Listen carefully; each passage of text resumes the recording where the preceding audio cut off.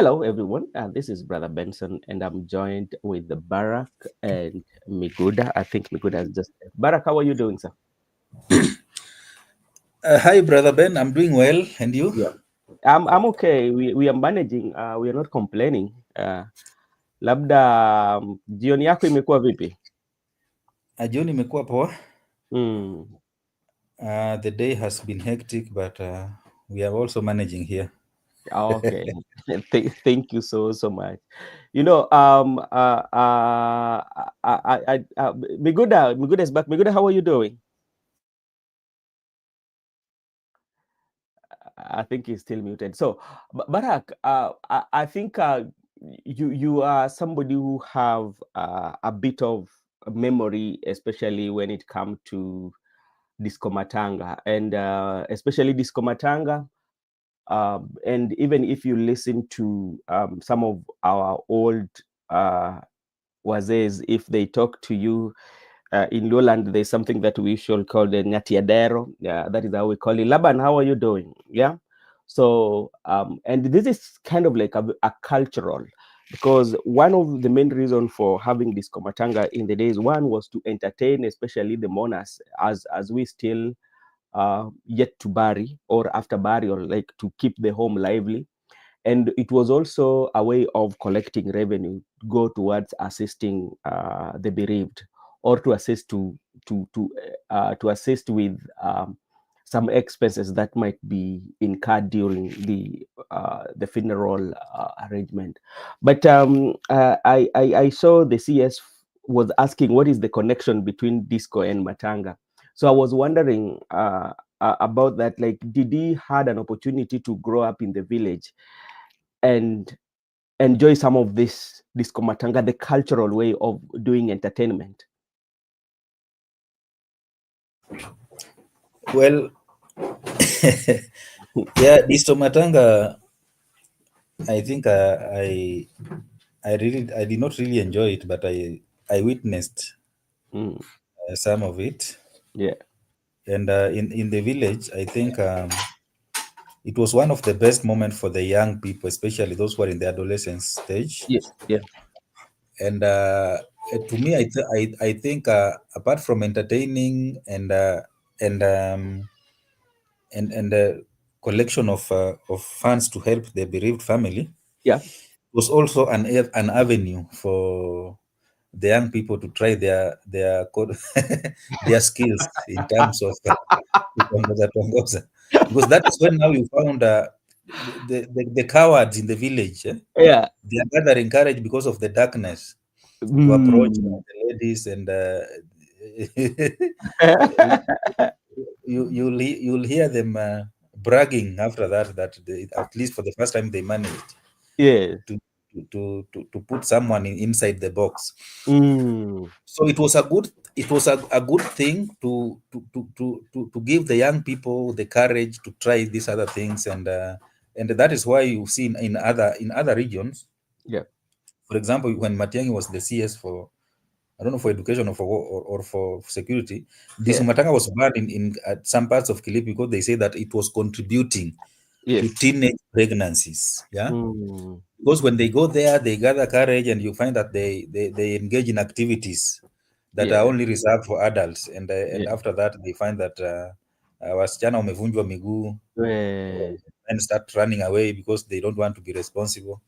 And the rate of also of the spread of the Of it. HIV also made it very very difficult for the young men to enjoy it. So that is my experience with it. Yeah, and thank you so much. But like I understand, because like it shifted with generation, especially there's that generation that came with it, and all that you said, it is true. But now when I think back in the olden days, when I used to listen on how they used to do it, and let's say for instance, like when you maybe a son-in-law is coming to bereave with the father-in-law who was just buried the other day. What will happen? The expectation of the people from the village, they will be expecting that the visitors will come with ladies, in that, and the visitors also hopefully are thinking that, okay, the indigenous or the people from the village they are visiting also will come, will also have ladies. And it used to happen this way. If they are visiting your home, you will all make sure that you prepare the ladies who are, brief them in advance that we are going to have people from such a location, they are coming to mourn with us, and we want you to be as clean as possible in your best behaviors. And that's how, like, sometimes the marriage was being initiated, and you would find, like, in Luo we call it Thomnyati Adero. So during those days, the two women would lie, and then somebody would just get out of their seat and go and pick one idiot to dance with, in the olden days. But with the new generation, it's kind of like really changed. But like, it is something that is of cultural. I don't know whether, Miguda, you've interacted or you've heard stories about the disco matanga day in the old days. Forget about the ones that we are having today.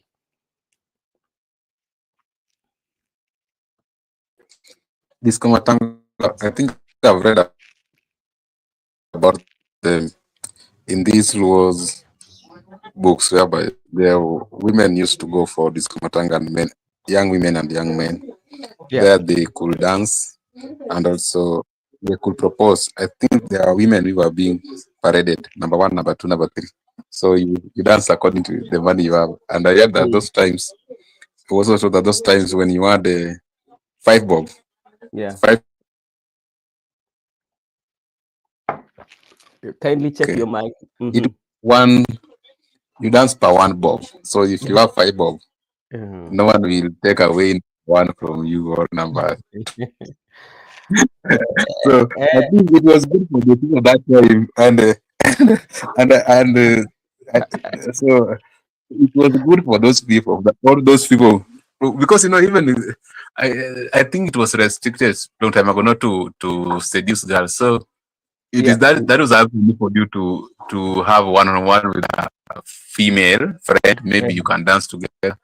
So Mhm. I think for no fun. So maybe you could, but if you're dancing with her, you could maybe whistling some words in her ears. That Mhm. on next week tomorrow at around this time, kindly avail yourself at the village square. I think it was one way of making connection with the community. So, but Oh. anyway, Mhm. uh, I think in my community it was more of a Mhm. cultural practice. I Yeah. believe so, whereby when someone has passed Mhm. away, so after the burial, people can come Mhm. back to for this matanga, a way of, I think, sending spirits away.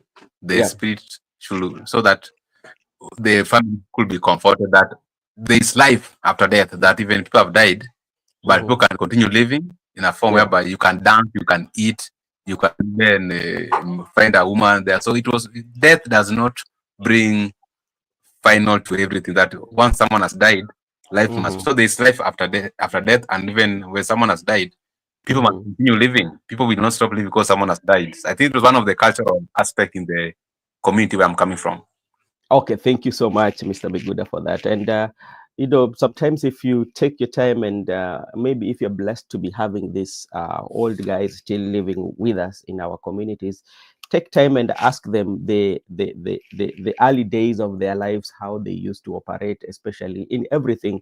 You will find that despite the lack of technology and the advancement that we are having right now in this generation, but they also have some areas that they really did better than us in terms of even the entertainment and even values and culturals and even discipline and respecting the leadership and all that. So sometimes if you take it's quite much interesting if you have time to have with them.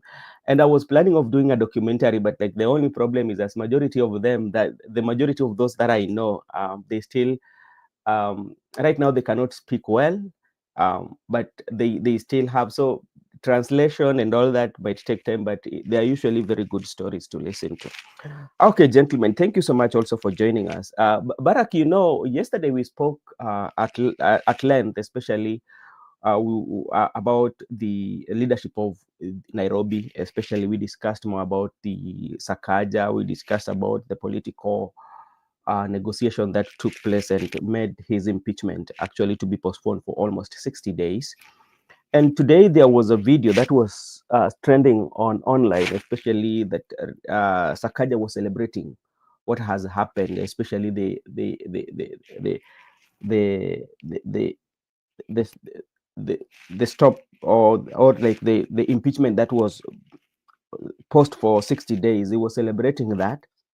And also I listened to one of the MCA who said that he was very arrogant. Actually, the only place that he was very disciplined when he was meeting the ODM MCAs, but like when he met especially the UDA or the Kenya Kwanza MCA, he was very arrogant to them. And the member of county assembly was saying this is because he knew very well that now he has the backing of ODM. He has the numbers on his side. Then that one cannot make him being impeached. So, and he was told to apologize. I hope he did so. And also we have this issue that is going online right now, especially talking about the CBD. We also talk about the security of the CBD. That is also something that now it is in the talk. If people are talking that you should leave CBD by around 7 p.m. at night, if you don't, then they will come for you. So the insecurity in the CBD has really gone up. So that are some of the things that we are going to look at. And also we want to discuss about the appointment of Mukhisa, Dr. Mukhisa Kitui, as the spokesperson and the head of secretariat to the United Opposition. Was it a good pick?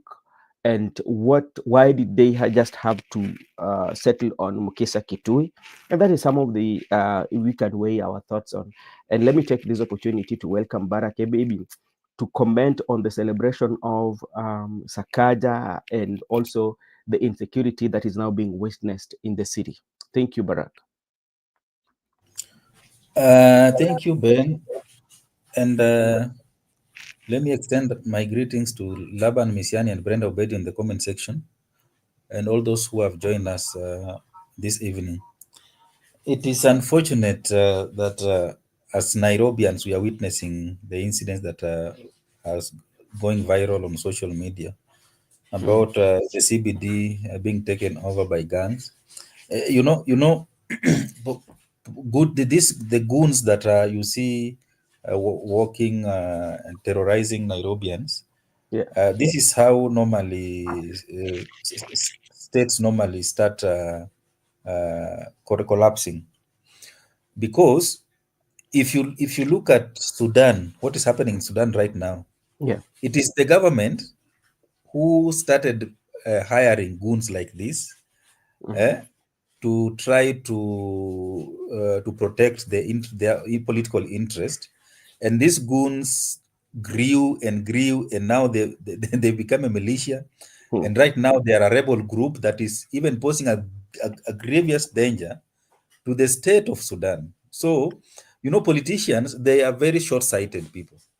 They are just seeing where they are right now, and they are seeing the remaining term, how they are going to survive.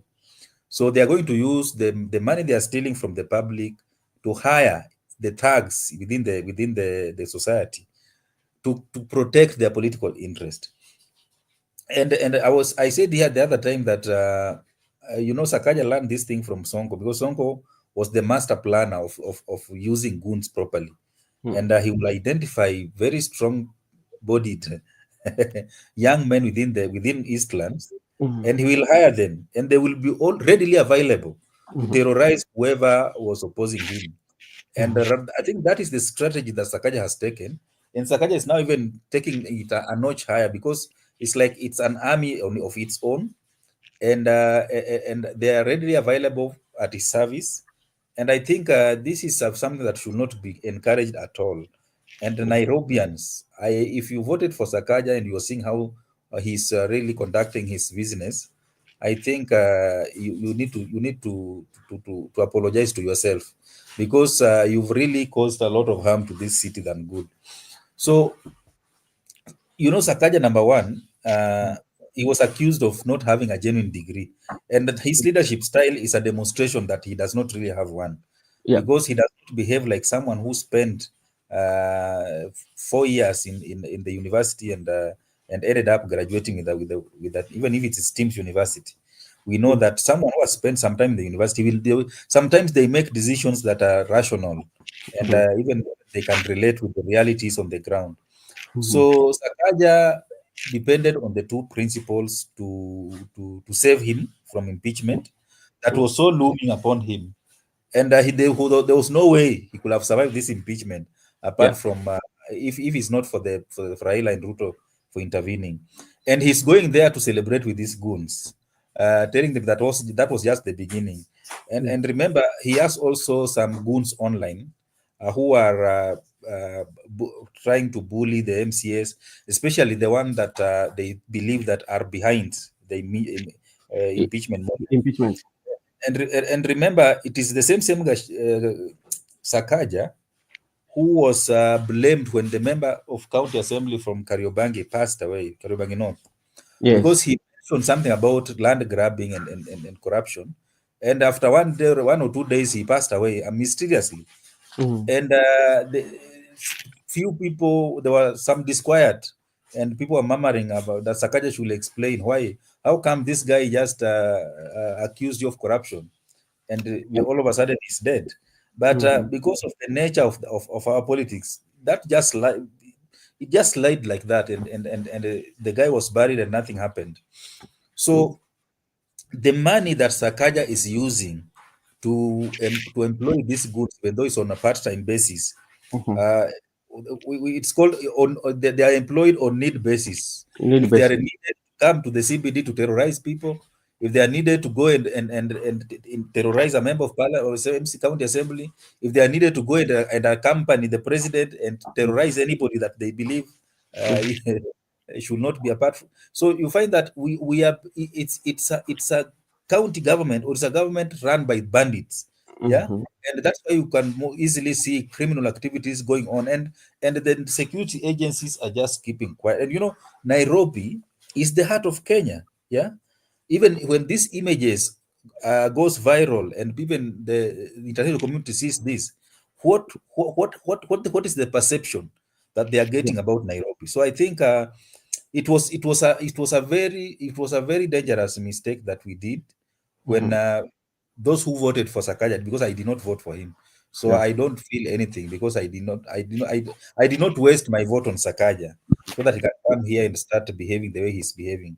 But I think Nairobi needs a, a total overhaul Okay. for us to restore sanity in Nairobi, because even his celebration is an insult on the faces of the MCAs. Yeah, Yeah. because Sakaja feels like he's operating on a different level with the MCAs. He does not feel that he's accountable even to the people who elected him in Nairobi.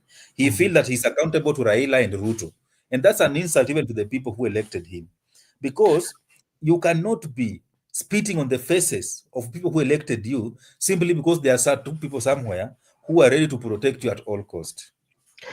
Barack, how can it be an insult, especially if to say like what happened based on what we are seeing from the online? And today, I was even watching one of the FM stations, bigger FM station, and one of the panelists there was saying that there was that money that exchanged hands.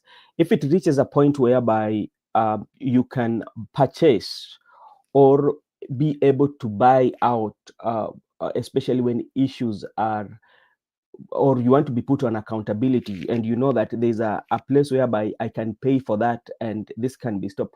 What is stopping you from celebrating? Because you know very well that even if they bring it today, I will still have that capacity of buying it.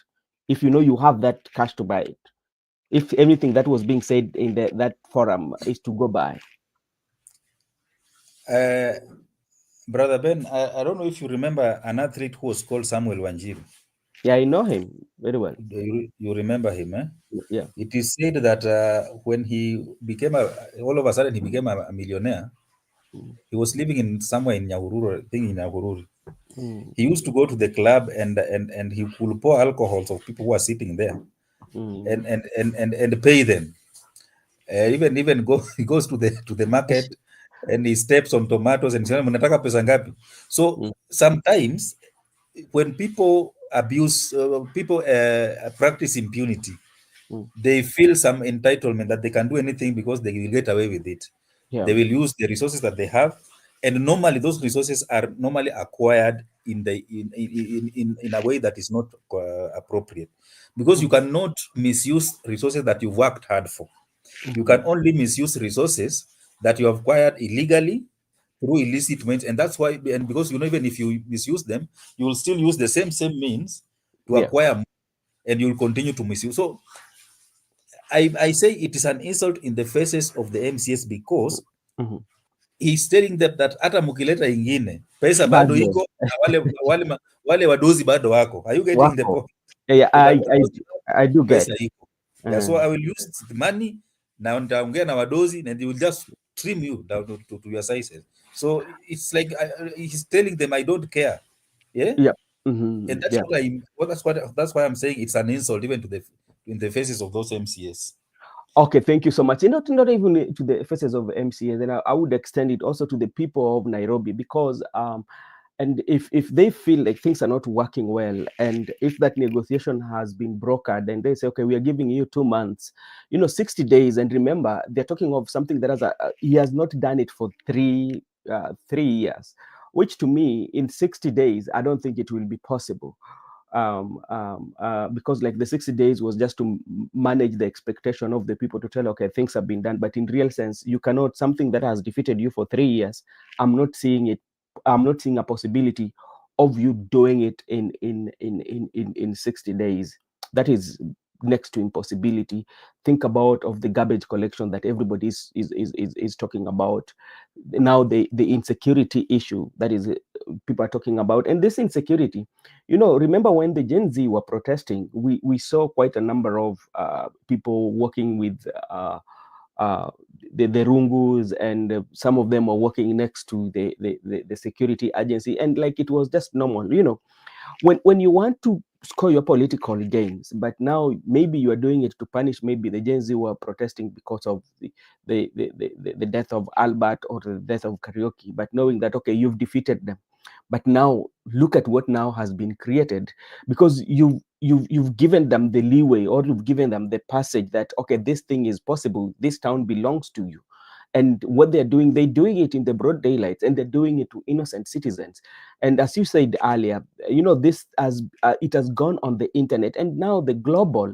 When you look at the world where we are in, it is global. Everything that is happening in Nairobi will be known globally within a second. So how does it put Nairobi, and how does it also put the Kenya in the map in terms of security of the city that people love most? And Miguda, maybe what is your take, especially on Sakaja celebrating, and also his hostility and arrogancy, according to one of the MCA who was saying this to the party actually that elected him?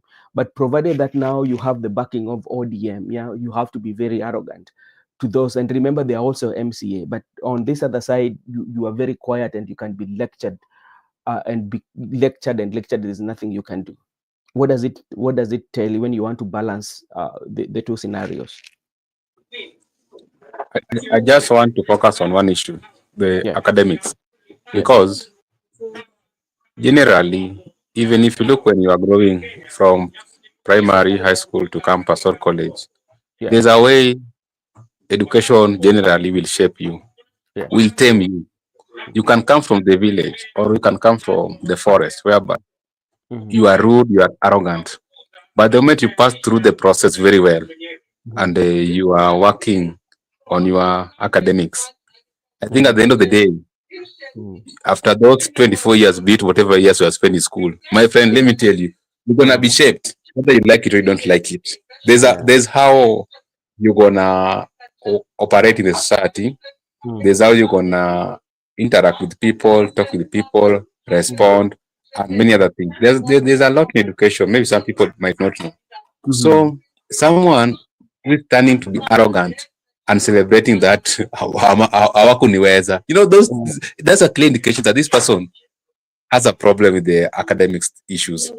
But we are not saying that we have a problem with him not going to school, because that is everybody has not gone to school.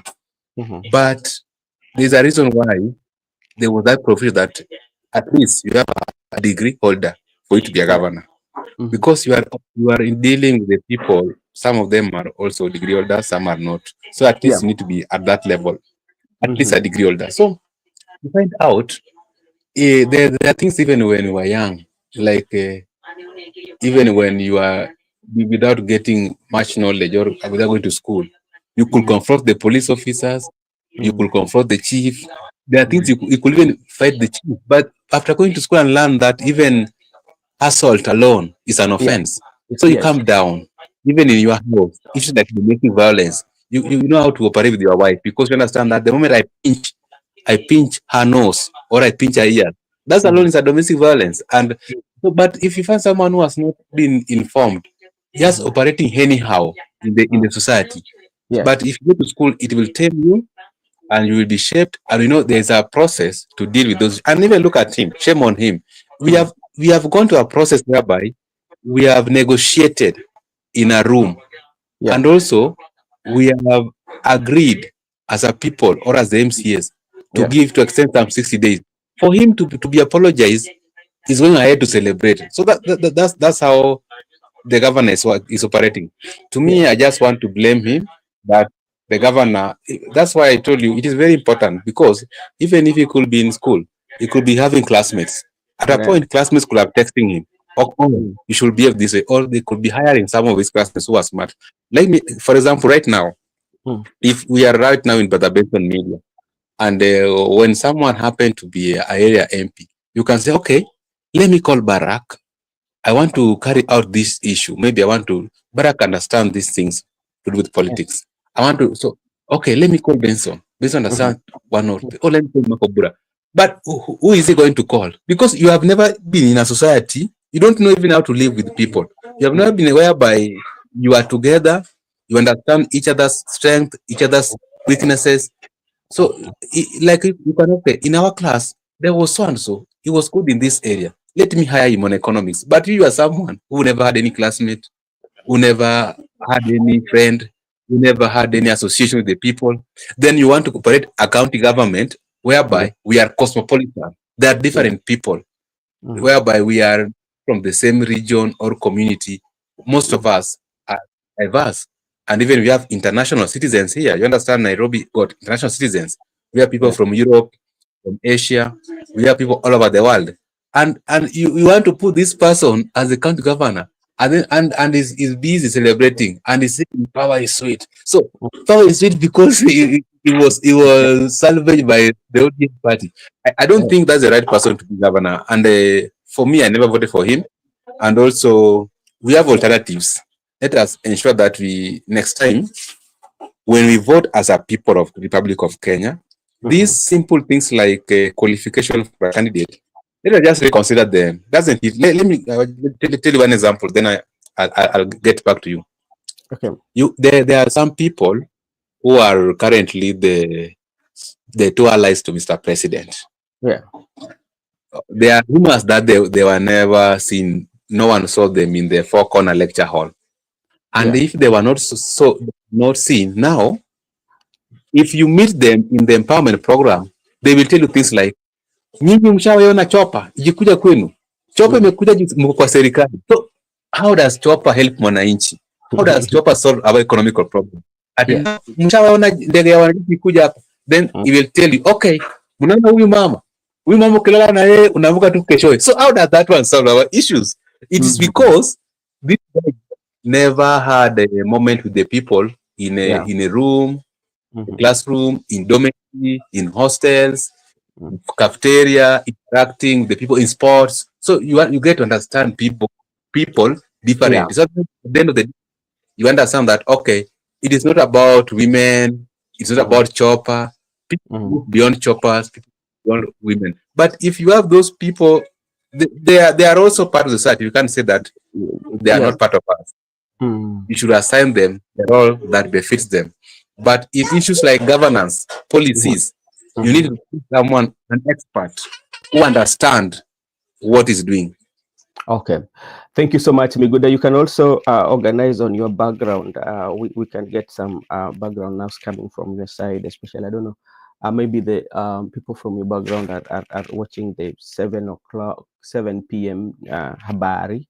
And you know, something that it is something that now it begs the question on how what Kenyans should interrogate, and especially the way Barack said earlier, even the people who negotiated for your impeachment to be postponed. I don't think that even in a normal, you don't respect them, because if you can go ahead and celebrate, the only thing that I hope and I believe that he could have done, he could have embarked on the work and make sure that within those 60 days, even if even if it doesn't accomplish, or but he does something that people can point, okay, now we are seeing the change of mind.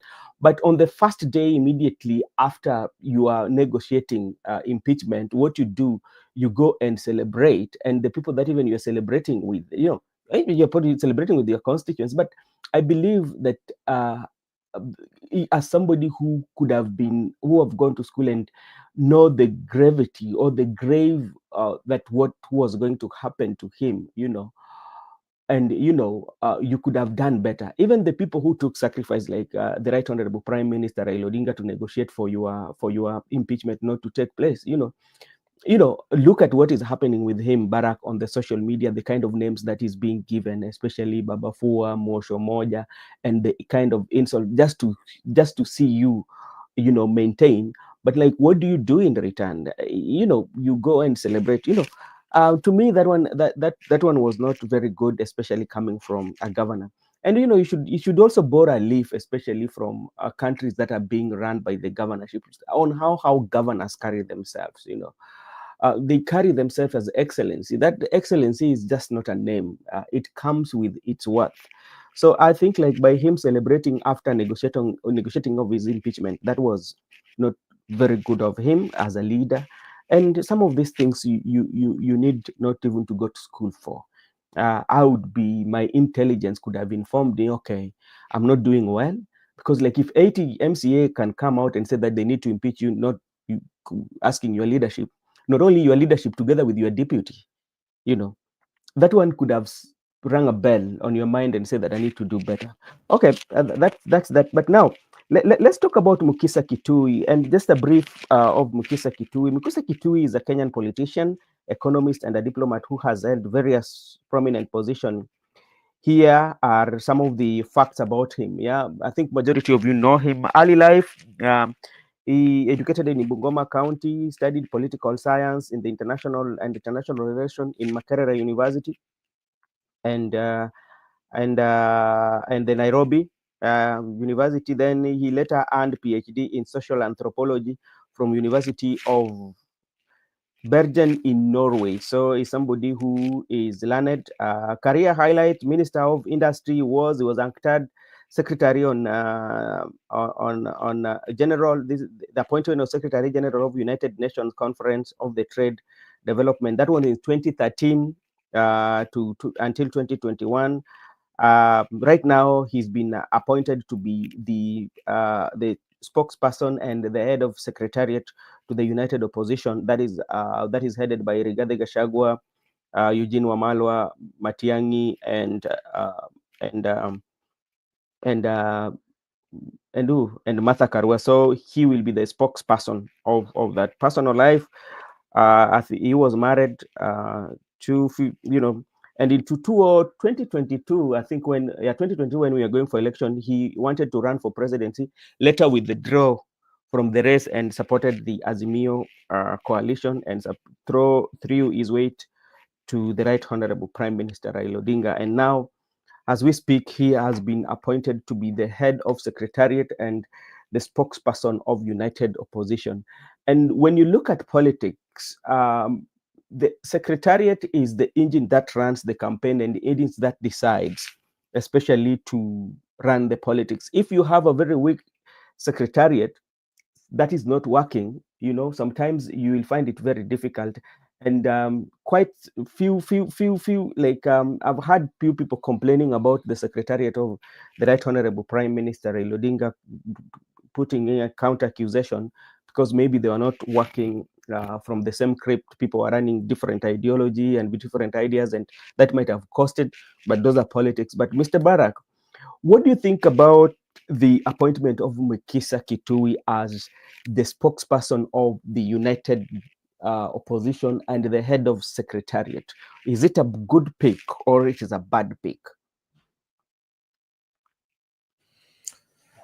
Well, I think the appointment of Mukhisa Kitui is as the head of secretariat. Is it the spokesperson of the Is the United head of Opposition? secretariat and the spokesperson. So I think he's been doing two roles. I think it is a strategic move because, Yeah. as you have mentioned, Mukhisa Kitui, Daktari Mukhisa Kitui has a very rich background, Mhm. and I believe he will be very resourceful in the team.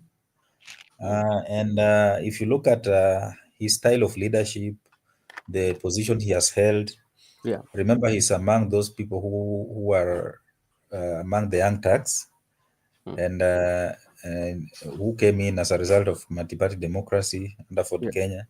Mhm. He was part of that second liberation. Mhm. He has really been he was instrumental under the NAC government Mhm. that brought a lot of transformation in the country's economy. Yeah. And also, he's a diplomat Mhm. who has worked for the United Nations agency, UNCTAD. Mhm. However, the team that is going to work with, when you are the head of secretariat, Yeah. it depends with the how can I call it, whether the head of the owners of that movement or Mm. that formation are Mhm. going to allow you to work independently, or they are going to micromanage the secretariat. Yeah. Because that is why Raila has always been blamed by the secretariat.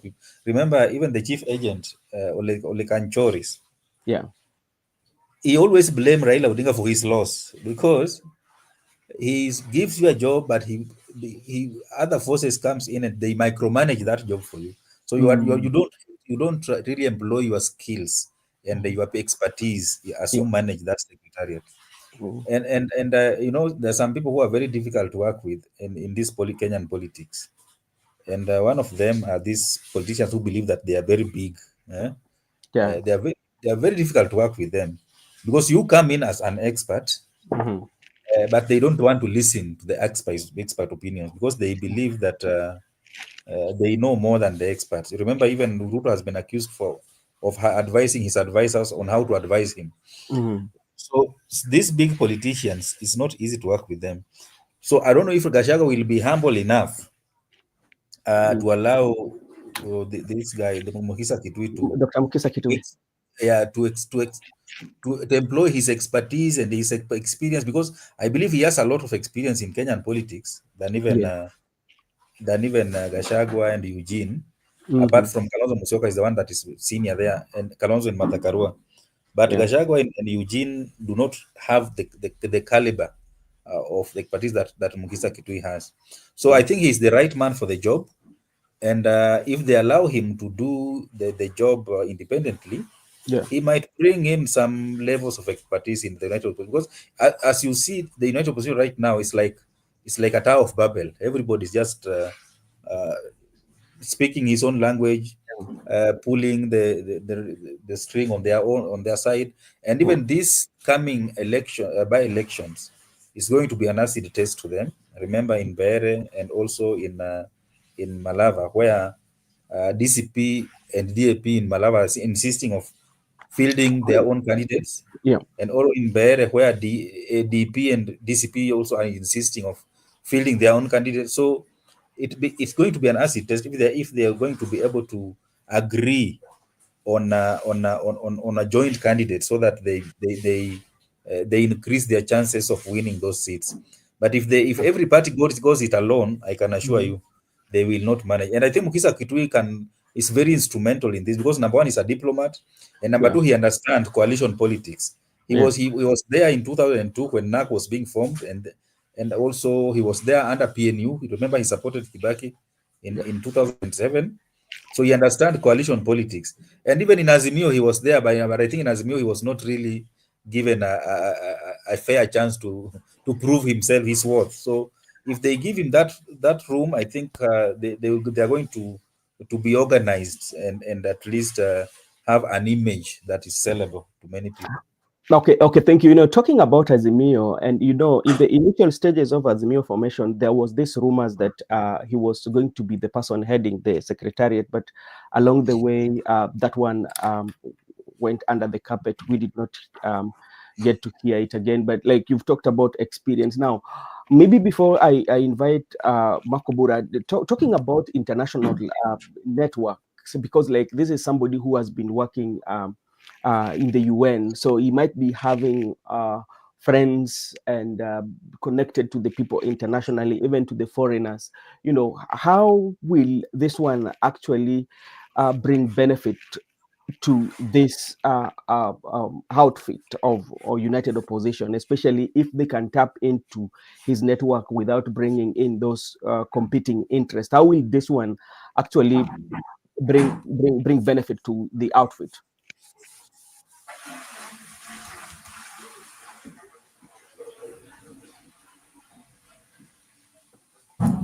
Hello, Is Mr. that for Bara. me? Yeah, but Oh, for you, maybe what international networks that he has, because like he has been working over there, he has friends outside. How will yeah, this yeah. one bring benefit to the United Opposition? It is very important because he's giving them that image Mm-hmm. that they really require. Yeah. Yeah, And his network, working for an UN agency like UNCTAD, he was very instrumental. He was the SG there, yeah, and I think he really, even there's a day when Uhuru was the president, he brought a delegation here, and later on when he was being interviewed, he said that he had he had made some connections for Kenyans to go to China. I can't remember, is it China or Japan or South Korea? And the same delegation he took to Rwanda, and when time for Kenyan delegation to go to China, they were asking him for kickback for them to allow Kenyans to go, and President Kagame mm-hmm. himself, he facilitated 60 young people to go to learn. They were to go to and learn some agricultural skills, I think, in Mm-hmm. this one of the Asian countries.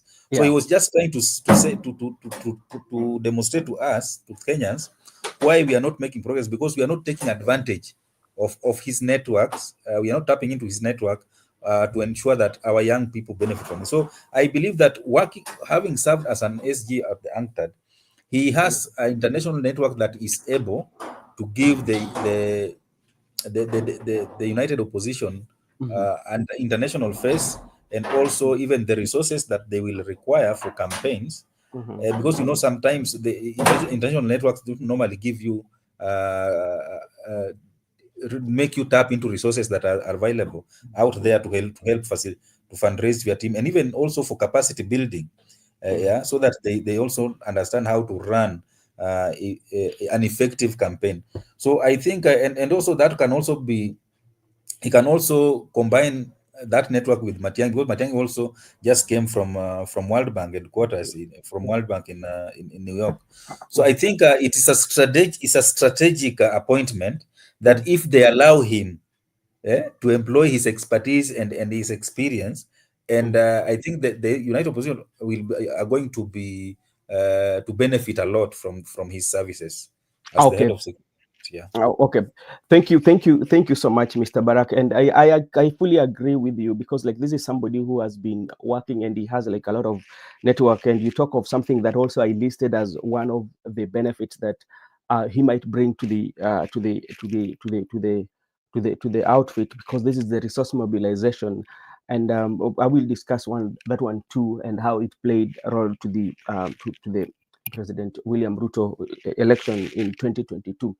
Miguda, talk about something to do with communication, because like Barak mentioned part of it, that if you look at United Opposition, each and every coalition, each and every partner, political party, all of them are making different decisions. Matiang'i is running, Gachagua is calling, saying what he wants to say, Natembea there, Eugene Wamalwa, Honorable Kalonzo Musyoka, Martha Karua, And now we are having Mukhisa Kitui, doctor himself, to be like the person who is in charge of communication. How is this one going to build the relationship, or even to make that the information that they are giving to their fan base is really authentic? And how is this one going to work for them, especially going forward towards 2027 general election? To me, I can say it is the best thing the United Opposition have done, because Yeah. Mukhisa Kitui was appointed sometimes to play a certain role in Azimio. Yeah. Before, he wanted to become the president, but he was blackmailed. You know the story. Yeah, So I he know was the video. blackmailed. Yeah, you know the videos. Yeah. So after he was blackmailed, so he decided to join Azimio, and now he worked there. I just want to point one thing. I understand very well the role of the communication in a team. Yeah. That is the tool that can elevate you to become the president. And actually, that is why today William Ruto is the president, because of the communication team. And the way even Senator Oroba was admitting that Raymond Omolo did a very good work.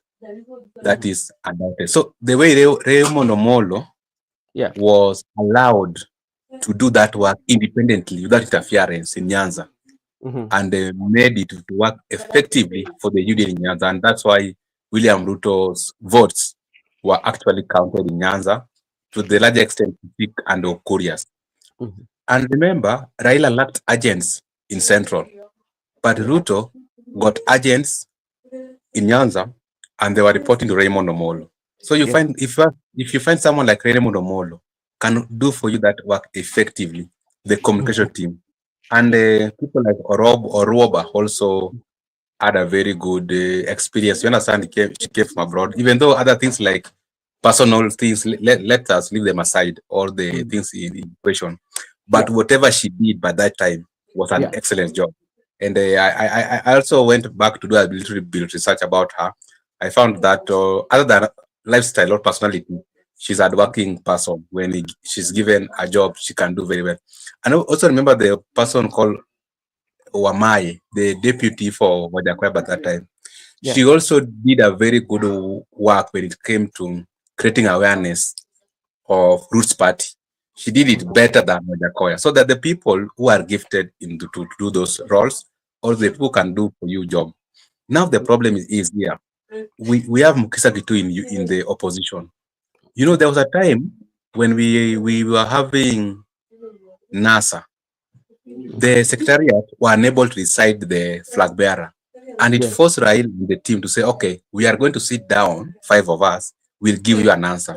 So if at all the Mukhisa Kitui is intended to serve effectively as the spokesperson of the secretariat, I think it can do a good job. Maybe he was unable to assist Raila because of the things Barakas pointed out, that we can have a team, then we have signed different people their roles. Then you as a party leader, all the Sangueñas around you, they want you to do what they want. They don't want to take instructions from the secretariat. There are people who take instructions from the secretariat. So if people like Rigathi Gachagua can be tame, people like Alonso can be tame, and they be informed that take instruction from the secretariats. And now they are being, you must be managed. Gachagua, from now henceforth, speak like a nationalist. Leave this issue of Murima. Alonso, from now henceforth, come out. Go to the ground. Stop hiding in press conferences. Stop hiding in hotels. Matiang'i, from now henceforth, come clear and clear this issue of Rivayala. Tell the public. So you take instruction from the secretariats. By the time you are taking instruction from secretariats, you're gonna make. But you find out that you can be put down, advised. Then when you go to rally, you start sisi watu wa Mrema. When you go to rally, you start mimi si Raila, mimi ni Kalonzo. So I think it is always good for you people, or for anybody, if you have signed anybody a role to do for you, give that person space and allow him or her to work effectively. This issue of interference, it is whereby they are getting it wrong. And even look at the SG of ODM. Raila is saying that Sifuna kona haki yake. Let him be independent. We don't want him to take instruction from Raila that If you go to Citizen, speak this thing. If you go to Rally, speak. No, just allow people to do their business independently. And also, because you don't know, Gachagua doesn't know. Kalonzo does. That's why they have appointed Mukhisa Kitui. So if the person who has got the experience and expert, allow him to work independently. So if they can do so, I think they can have a greater moves going ahead, and also they can have a greater debate. And even it is the secretariats who should decide for them a formidable formation to beat William Ruto. Not them. Not someone okay, it is me. I must be the flag. But no, allow the secretariat to give the formation. And even if it's up to the secretariats to hire someone from the government to make you beat Ruto, allow them to give you and also allow them to facilitate how they can get that person. So I think if it's just like if you allow a technical bench to carry for you any task, and that's why I like what is happening in Harambee Stars. Just to finish, there have been issue of Austin Odhiambo, but you have also had people like McCarthy telling you that let us focus on what we have right now. Stop that question, Austin Odhiambo. But Austin Odhiambo has also not come out. So it is up to the technical team to tell you, even if we are losing at quarters, but it's very important to understand that Austin Odhiambo should not play. So I like that what's happening around. That's how it should be. You should not force people that I must be the flag bearer. No, allow the secretariat to carry out their task. Then you shift the blame to them. That I think if they can go that route, we can see the impact of Mukhisa Kitui in that team. Okay, thank you so much, Miguda, for that. And yesterday we spoke at length about how the two bodies, especially the bench, especially, and the team from Austin have handled this situation, and they've contained it very, very, very nicely.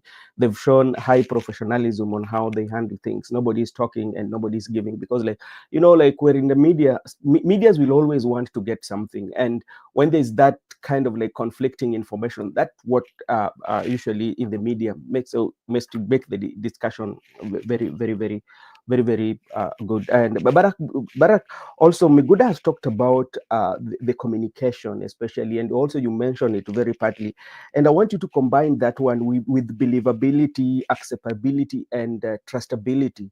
And you find that so many people are, if you look at the percentage of people who are saying that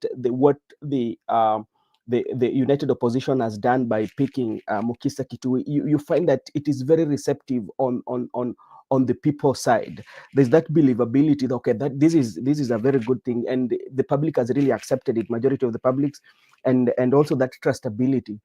And their own question, the question now comes that is being thrown at the principal that you mentioned again. How can principal now, from the reception that they've maybe seen online on what they've done, especially by picking Mukhisa Kitui, and now the doubt is thrown on themselves, how can they work on it so that they can win also that trustability that the public has on Mukhisa Kitui on them? Especially like whereby people question about the political art of Rigathi Gachagua. Kalonzo also has that trustability. Matiang'i also, there are so many things that people are asking about it. What can this principle do on the believability that the majority of the public has on Mukhisa Kitui to work on themselves, so that it can also be beneficial to them and to their organization or to their outfit? If you look at that lineup, everybody has an issue. Because if you look at Rigathi Gachagua, he has portrayed himself as the tribal chief, and spewing tribal hatred and so on and so forth. And if you look at Kalonzo Musyoka, the tag of watermelon, where he cannot be trusted by his colleagues, because you can discuss with him something today and tomorrow you find he's missing in action. And also Gachagua, his character of speaking too much, he can scare away his colleagues from sharing deep secrets with him, because there's that collective responsibility where if we agree on something with you, even if we disagree, you can only speak to a certain degree, but you cannot just say everything. You usually see even when a couple are divorcing, Yeah. the majority of the lady is measured by what she says at that moment, because there are those who when will say that even this man is not circumcised, and she has 6 children with the man. So people will be asking, for all these years you've not said, but now because you are going, so you are washing your dirty linen. So even so, this is an issue that is going to affect regarding in relationship, in political relationship going forward, because of how he has spoken against Ruto. He has gone overboard. Yeah. People differ, people divorce, but during that critical moment, Yeah. what you say speaks volume about your character. Now, if you look at Martha Karua, the cloud of 2007, 2008 post-election violence hangs on her head, and the role that she played to ensure that Kibaki rigs 2027 to 2007 election. People who are there, people who that cloud still hangs on her head, and she has never come out clear Yeah. to to to to, to clean her name, because she was at the center. She was at the KICC. She was speaking so arrogantly, and even in the committee of experts, or in the committee of the panel of eminent that Eminent, yeah. was led by Kofi Annan, she was leading the PNU team, and she was speaking very arrogantly. And it's in a record that she was she was the one who was making it very difficult for the country to come up with the national accord. It Yeah. was on record. Uh, so those are the issues that affecting the united opposition. But now, if you look at someone like Eugene Wamalwa, apart from okay, he does not have a much about him, but he's seen as a joker, because he does not really have a strong constituency or anything significant on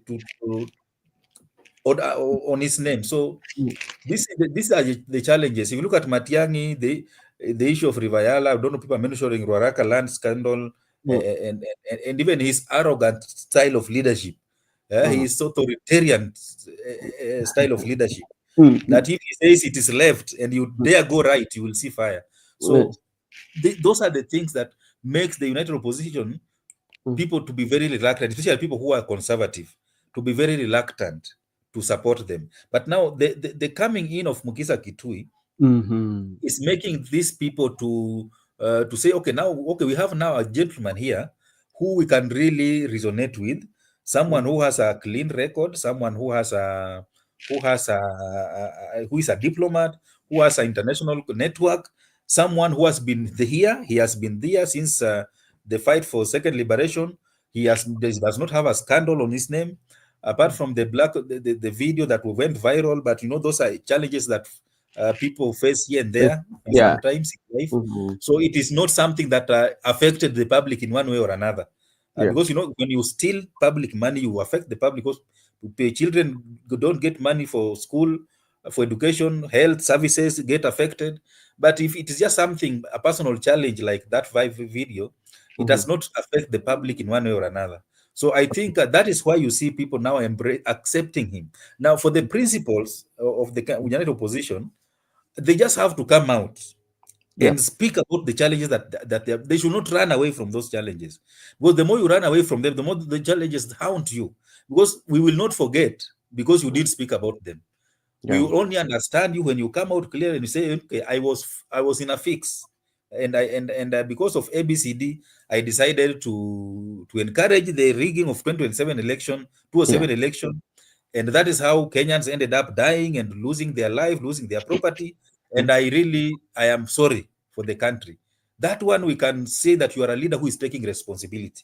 Matiang'i should just come out and explain to the public what really happened about Rivayala, and whether he has a hand in it, or what happened with the Ruaraka land scandal, and his style. And he should tell the people that if he becomes the president, he will not be an authoritarian leader the way he was when he was the CS for education and the CS for information, education, and interior.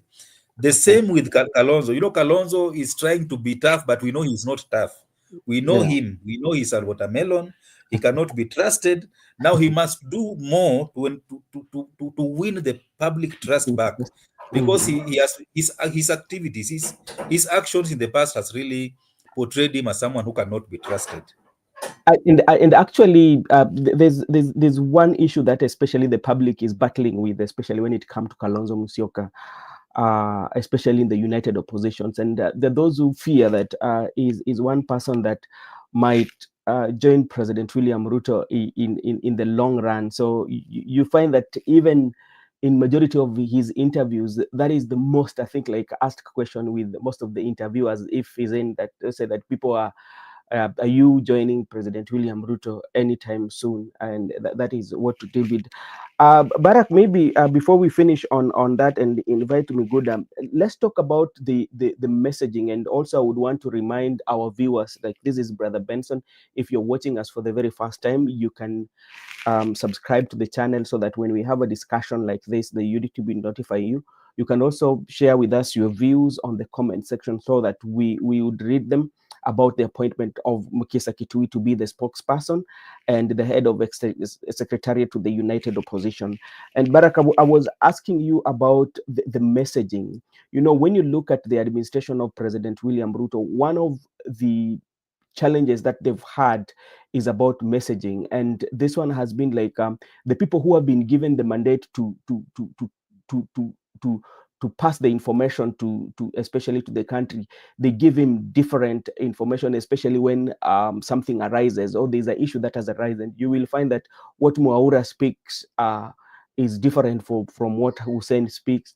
It's different from what people in the government. So you find that, like, there is information, different information coming from one source, and that one puts the government in a way whereby now you cannot believe believability that we were talking about of Mukhisa Kitui is not there. You know, how then should now they try that if they want to pass a message, especially to the people of Kenya or to their fan base or to the people that they want to join them, they have one source of communication, and it should be that one which is more professional, you know, professional communication.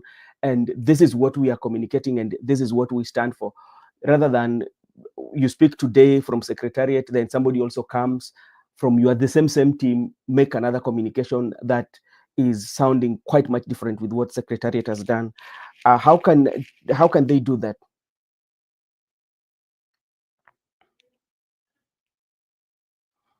Barack, you're You okay. know, you know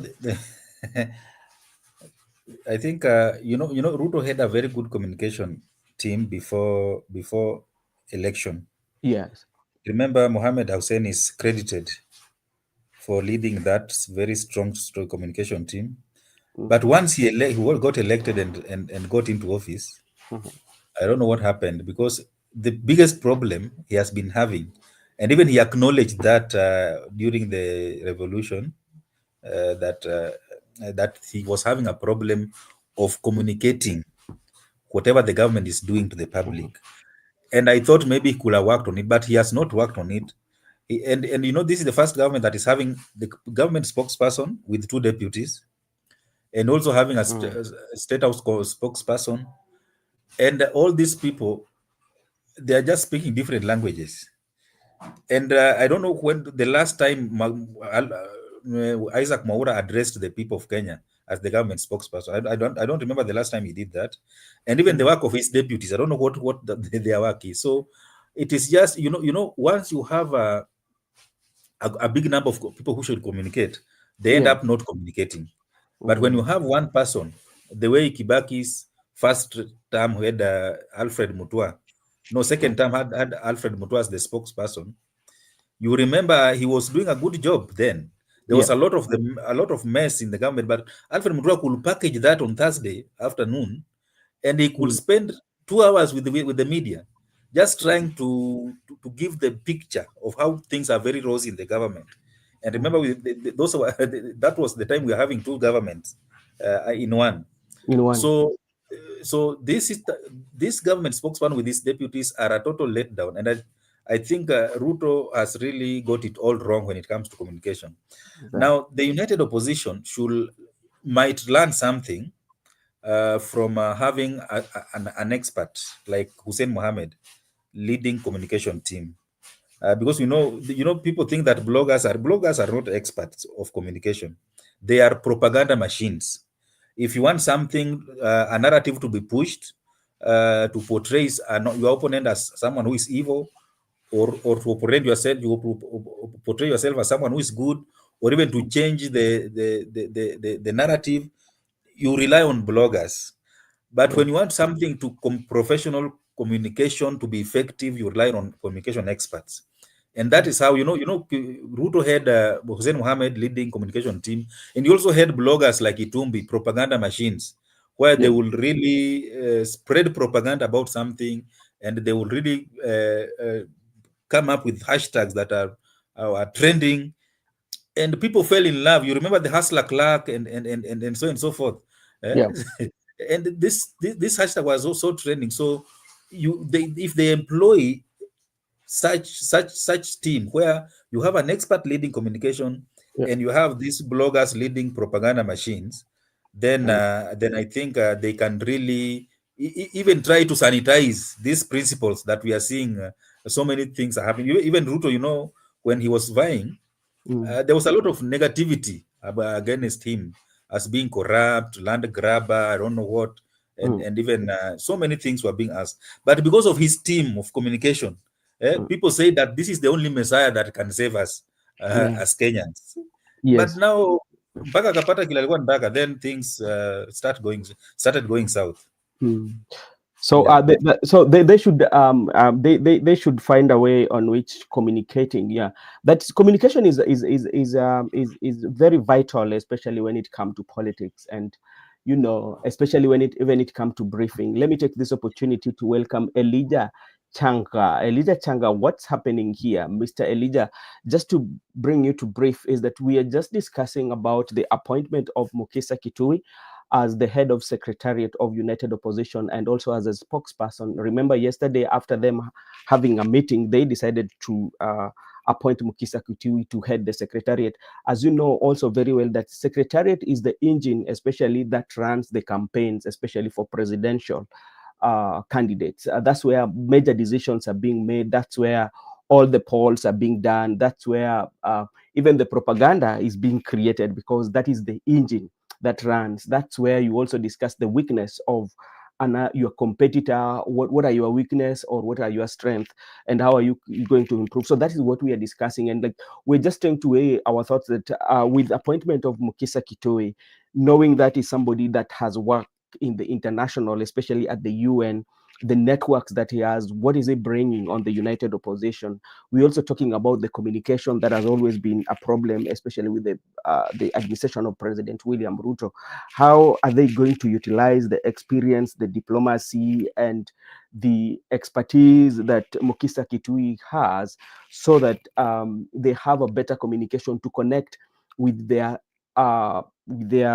voters or with their fan base, such that the message that is being sent is resonating with the people on the ground? So that is what we are discussing, and you're free also to share your view through comment section, and also if you would like to join in and give your thought, also you are highly welcome. Miguda, you also, maybe if there is something that you can mention about the communication, how can the leaders right now know that, because they have somebody who is an expert, somebody who has a vast experience, especially when it comes to politics. He's heading the secretariat and is the spokesperson. Now, how are they going to manage the communication? How are they going also to manage themselves, so that if they have an issue that they want to address, it should come from the secretariat? How should they also serve their interest? And how can they utilize the strength of Mukhisa Kitui in the communication part? What else do you think they can do better, especially to make sure that they maintain that good communication and good rapport with their fan base? In terms of communication, Yeah, I strongly believe that communication is a key to be taken when doing your politics. Because even when the Nazi were rising, the rise of the Nazi, it was vested in communication. And the popular one is known as, I think, Gomez, who was a propagandist of the Nazi people. So when the Nazi party, so when the Nazi arise, and they rule for a quite long time because of the communication team. People do remember Hitler and the Ham, but the communication team were the people who stabilized that Nazi regime for quite long. And even if you go to, I want to give a recent example of our time, the president of the United States of America, Barack Obama. When Barack Obama was doing his campaign, when he initiated his presidential campaign, when he was in the Congress, he looked for certain people. I think one of them is called Gibbs, another two. There were three of them. These people were invisible, but they were in an inner boardroom. So a decision was being made somewhere. Now they were coming to the public after they made the decision. And these people assisted him to serve 2 consecutive terms, 8 years. And they were never appointed even to the any secretary to the state or whatever. They were kept into State House and into White House, and they were kept in communication. And it really assisted them. And I think if you read one of the books written by him, The Promised Land, they are recognized and they are acknowledged. They are part and parcel of that writing. And just like I've told you that William Ruto had a very good communication team. I just cited the Western region because that's where I got the information. These people assisted him to get into presidency. And this is why I cited the Western regions, because in Western region, it was Raila's stronghold. But William Ruto managed to have agents, and Ruto's votes were counted, tallied, verified, and they were declared at the National Tallying Center. So if you look at Raila's communication team in Central Province, they failed him terribly. And that's why we say, okay, we were not having agents in Central Province because of what happened. And I believe that when you sign anybody role, I still insist on this one. When you sign anybody role, allow that person to perform that role effectively. Do not interfere with that person. You can be there for briefings. Maybe you can take briefings from those people, and the one you can rely on for assistance. I think what has messed Ruto, when he became the president, he now changed to NIS. Now he trusted NIS, and he has been taking instruction from NIS. He abandoned all the communication team which assisted him to become the president. No, because NIS is a government one. So he decided to use the one which is freely available for him, and is being paid by taxpayers' money. And also you add, when they say it is NIS who advise him that the finance bill is okay, allow it to be passed.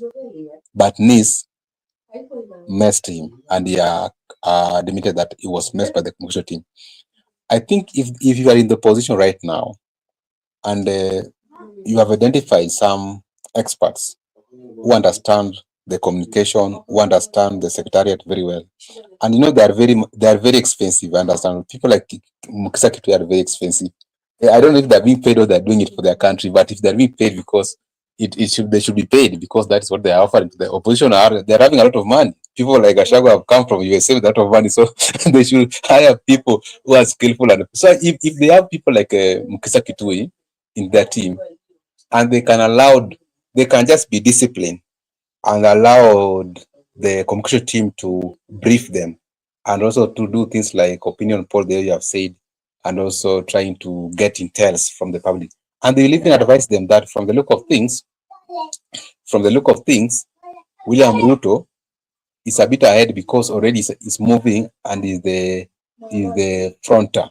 But you people, you are undecided. And also it is the communication team who are able to advise you that do not talk about Ruto must go, one term, Kasongo must go. And also do not focus on issues like affordable, because Ruto wants you to engage him. Now he's saying, what is your plan? Mimi nimesema SHA, wewe uko na nini? Nimesema affordable houses, wewe uko na nini? Nimesema infrastructure, wewe uko na nini? So he has managed you, ukaingia kwa discussion yake, amekucontain. So the moment amekucontain and the game is the initiator, he will beat you, atakumalizia asubuhi vile anasema. So let us avoid engaging him in his game, and also let us avoid these things whereby he will use them against us. Why can't we just initiate a new thing that resonate with the people, but particularly economic? And that's why let me also go back to United States of America. When Obama was becoming the president, because I've read that book very well, they said it was impossible for him to become the president because of the circumstances by that time. But because the Americans were yearning for change by that time, the economy was down. So they wanted someone who can transform the economy. But that person was only Obama, with the help of people like Ted Kennedy in the Senate and also other decisions which were taken. But it came as a hope to the American.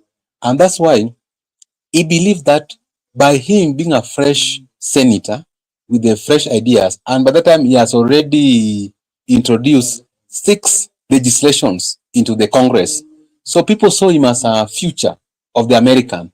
So I think that's how this opposition should come with something very unique, significant, that resonates with the people. And all these ideas, you can get them from the communication team. But you'll find out that some of them, I don't know it is old age or what, when they wake up in the morning from their house, the way they have said, Leonard Tusi Ruto, is just going to Tusi Ruto without even consulting the communication team. I believe that sometimes you need to be brief and also allow yourself to be advised. Okay, thank you so much, Miguda. And also something also when they're building their communication team, something that they should also not forget, they should also try to engage the young people, because like the young people has like a knowledge when it comes to technology. We saw how they mobilized during the Finance Bill 2020 for how they manage. So if they can tap into the resource of the young people, that one will be added advantage to them. And you know, Mukhisa Kitui is more appealing, because like from what we are seeing from internet. So I think he can interact with them well, and also how to come up with a slogan that is more moving, because like you spoken about hope, that was what was there. Yes, we can. You know that it was the yes we can was something that was giving hope, because like you said, that even though we are very down, but we believe in our potential and we can come out of this. That was something that was very, very, very okay. Austin Orage, strategic unity signal. This is a strategic move to project cohesion and unity within a loose coalition, 6 political parties. Okay, thank you so much. Now, Barak, I want you to maybe to weigh your thoughts, especially we are talking about the external influence, because if you look at towards 2022, President William Ruto was ahead of his competitors, because he had so much international community that was supporting him, and that one gave him an edge over the Right Honorable Prime Minister.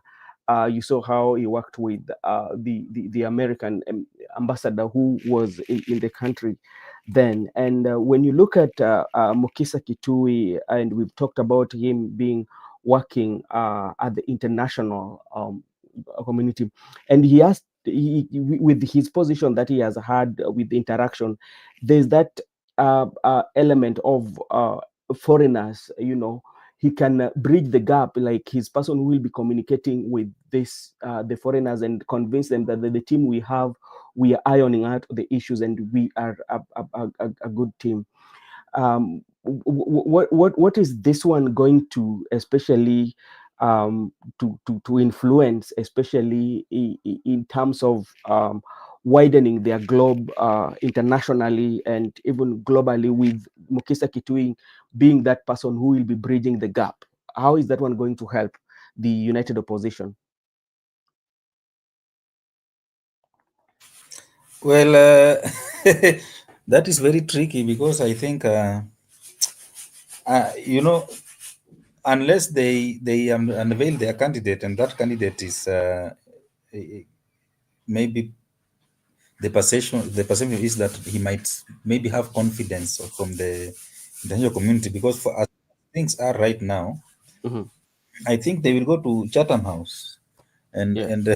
and have go to the tour of America, so that they can sell themselves as now as the candidate, because right now they don't have a candidate.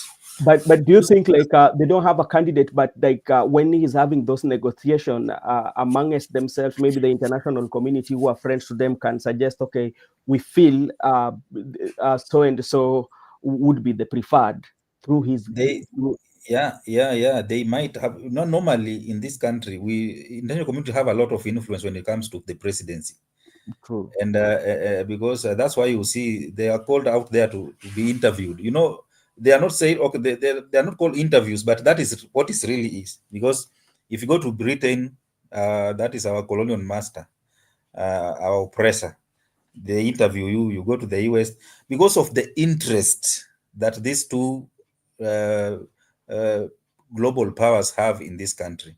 Yeah. And that is why you see they're usually very keen to have a say on who becomes the president. And for now, within that united opposition, I don't see anyone for sure, unless Matiang. If Matiang can first of all sell himself as a national leader, then if he goes out there, he can be given a benefit of doubt.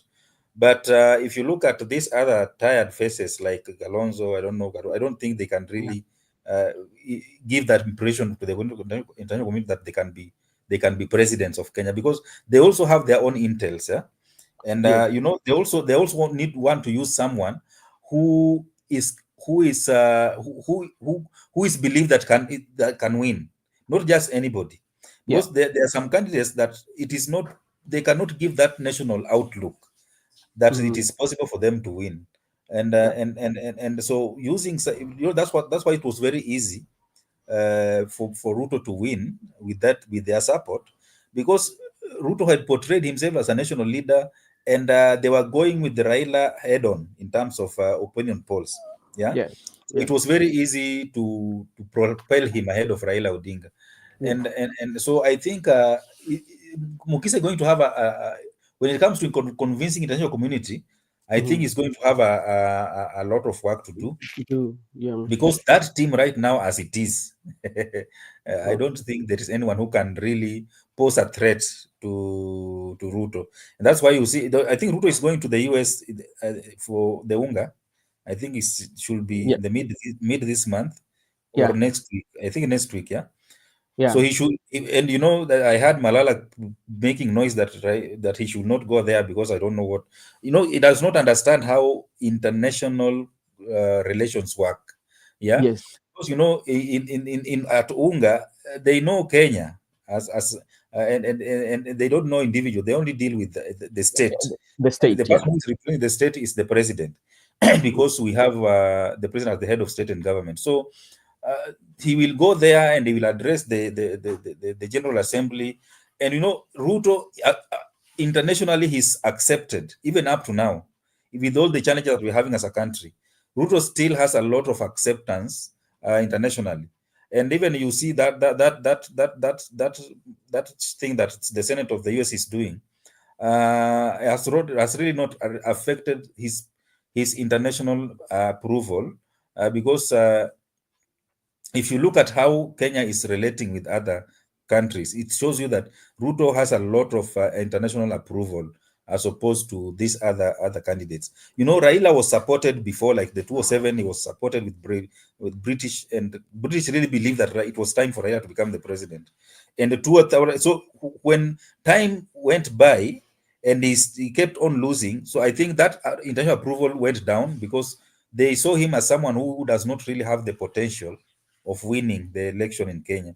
And that is why it was very easy for even for the British to embrace Ruto in 2017 and 22, because even in 2013, Britain was supporting Raila Odinga, and the British High Commissioner in Nairobi was very categorical that if you elect the dynamic duo, that was the digital team, Ruto and Uhuruto, we are going to have challenges, because these are people who are they have been indicted in the court of law, in the international court. So, but Kenyans went ahead and elected them. So that they really had a lot of struggle. And you remember even when Uhuru visited Britain for the first time, the Prime Minister of Britain did not take a photo with him, the official photo that they usually take, because they were saying they are still suspects in the International Court of Law, in Court of Justice. So until when Uhuru was acquitted, that is when now they were very much free to interact with him. And even you remember when Uhuru went to, the first time Uhuru to meet with Obama face to face was at the memorial service of the late Nelson Mandela in South Africa. And for the first time they shook hand and people were very excited that because of that issue of ICC. So I think Ruto still has an upper hand when it comes to international approval as at now.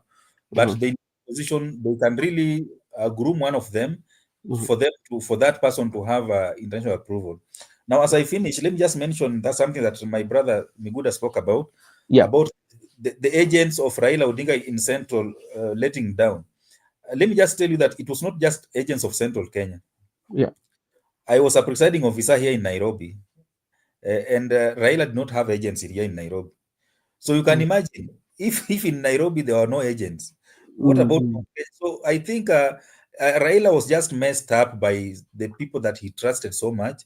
And I think in politics you don't overtrust, because when you overtrust, then you shoot yourself at the feet. It's like Raila did not have agent. I remember in 2022 we had a volunteers who are called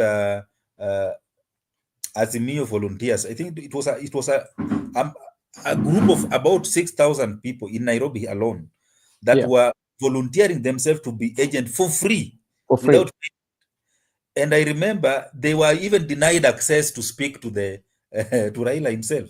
And they were, and you know, there's a guy who had mobilized these people that we want to protect Baba's votes, and for it was for free, but it is said that Junet walicheza kama hao na pesa ya agents ikaenda hivi na hivi na mambo ikaenda kwa water under the bridge. But the truth is, it's not only that Central Kenya agents. Raila did not have agents even in Nairobi. So I'm not sure about other, but I'm sure in Nairobi where I was, as presiding officer, there was no agent for Raila Odinga. So, okay. Oh, go ahead. Yeah, sure. Okay. Thank you so much. And you know, even the other day when I was listening to Gloria Orioba when he was in one of the TV shows or in one of the podcasts, she talked about even the Azimio had to use their copies in the court case. You know, and when I listened to that, I said that how then were you planning to win that case if you do not have crucial evidence? You have to still to rely on your opponent to present the evidence using their own. So why then are you going? Because like you don't have anything to contest those votes, you're still using them. So I think one of the things that usually happens, especially if the secretariat is not well managed, I think you cannot win. And you know what you've mentioned is not very new, but that's is one of the biggest challenges that people have always mentioned, especially when it comes to the Secretariat of the Right Honorable Prime Minister Raila Odinga, and how people who are close to him have not done well, especially when it comes to having proper people in place to make sure that everything goes as the way it should be. And this is what my brother is saying here. He says that this is Houston.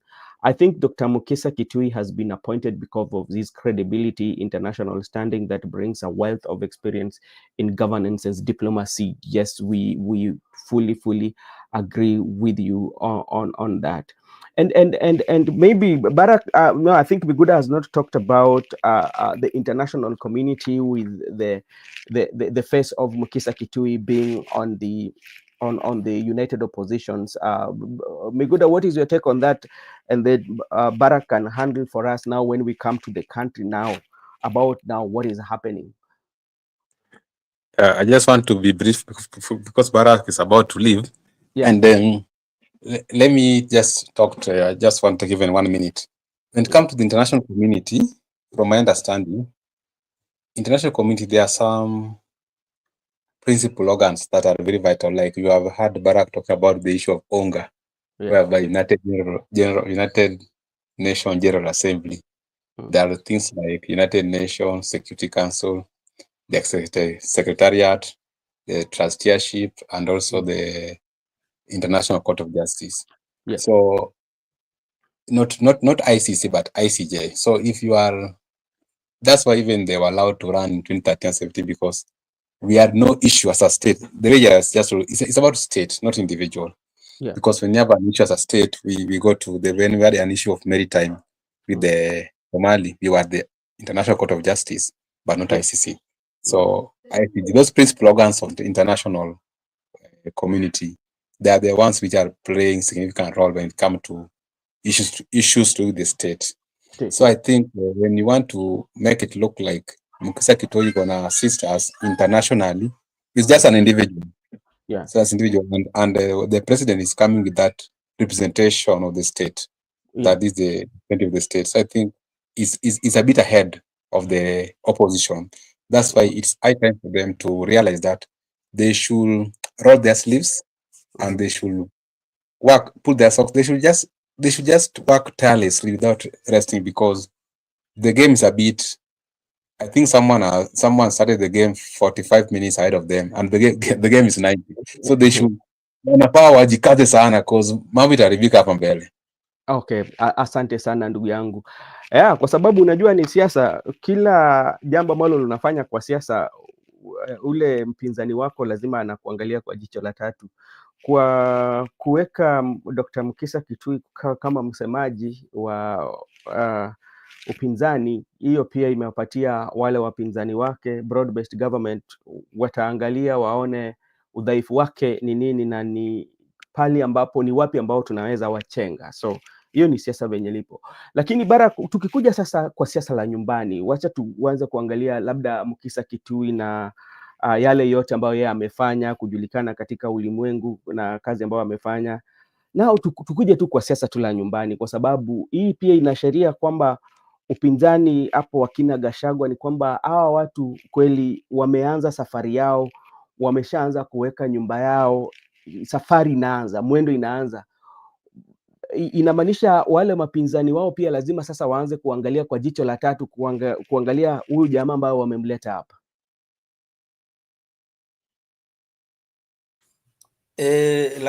Lazima unajua, siasa is about perception also. Yeah. And na pia ni kujipanga. Mimi ninaona wangekuwa na wasiwasi kama wangechagua Mukhisa Kitui kama mgombea wao, kwa sababu ya vile ile tajriba yake ya kisiasa, ya kidiplomasia na ile connection ama network ambayo ako nayo kule nje. Lakini kwa sababu tu anaongoza ile secretariat, nadhani sidhani kama ni jambo la kupatia upande wa serikali wasiwasi mkubwa sana. Kwa sababu unajua serikali iko na a huge capacity. Yeah. Ukikuwa threat kwao, wanaenda tu wanafungua faili yako, wanaangalia huyu jamaa alifanya hii na hii kwa sababu gani na gani. Alafu mtu akianza kusema EACC should look into your activities. And before you know it, they are at your door. I don't know if you remember this young man who was doing a lot of good work for the Kenyans. Alikuwa anaitwa Morara Keboso.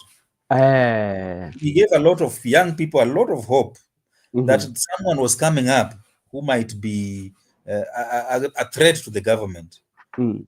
Alipata simu kutoka kwa KRA wakimwambia wanamdai bilioni ngapi. Kijana kashtuka, kisha akasema mambo ya siasa nimechana nayo kabisa. Mpaka saa hizi even some people already forgotten about him. Pressure ilipanda. Kuna watu kama Miguda wako wanaweza kulala kama hujamtumia 100 ya kesho ya mafuta.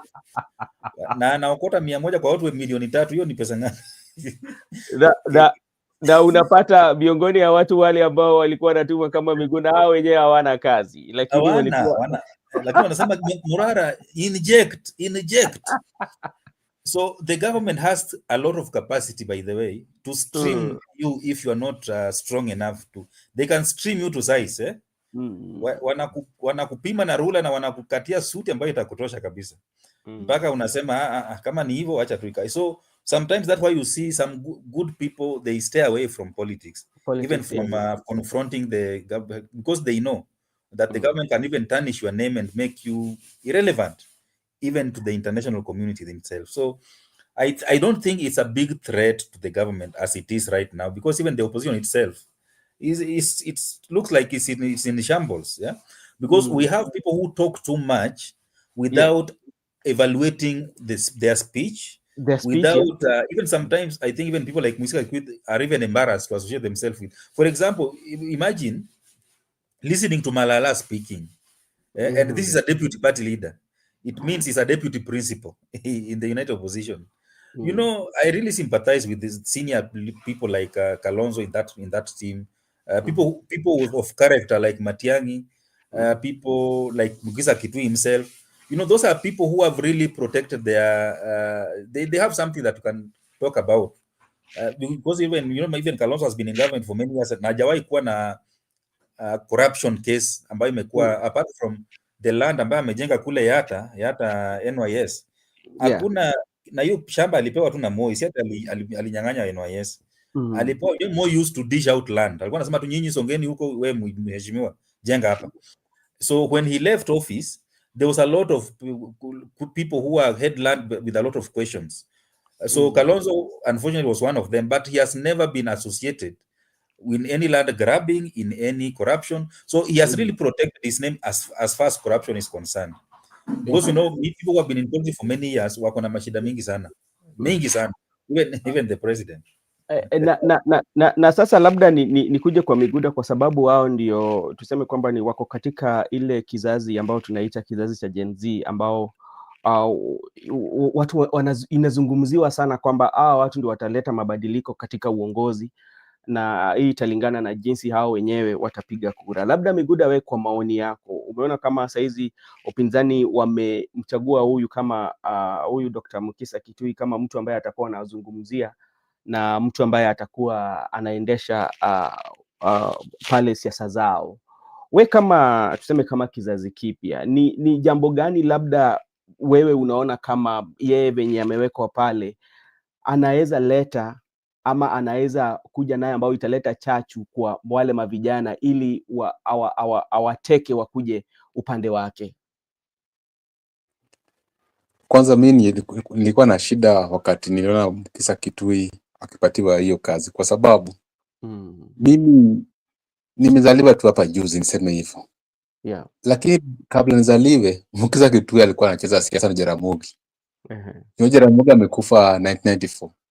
Na mimi wakati bado sikuwa nimezaliwa.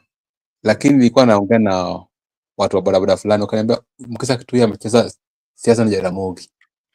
Sasa amecheza siasa na Jaramogi, analetwa tena leo hii katika upinzani wa kisasa ambao wanasema wao ndio wataka kuongoza majenzi.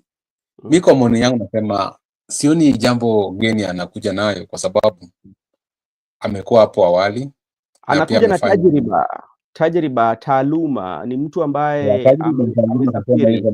Lakini ile uwezo ya kuwa convince majenzi wakunge mkono hawezi fanya, kwa sababu napata jenzi pia wao wamegawanywa, kila msee ako katika chama tofauti. Kuna wale wajenzi ambao wanaamini Raila Odinga na kuna wale jenzi ambao wanaamini Rais William Ruto na vile vile pia kuna wale wajenzi wanaamini Kalonzo na kuna wale wajenzi pia wanaona kwamba Raila aliwasaliti, sasa wakabaki na Gachagua.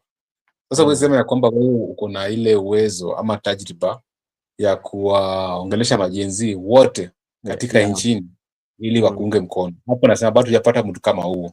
Ndiposa nasema siasa zetu bado hazijafika hapo.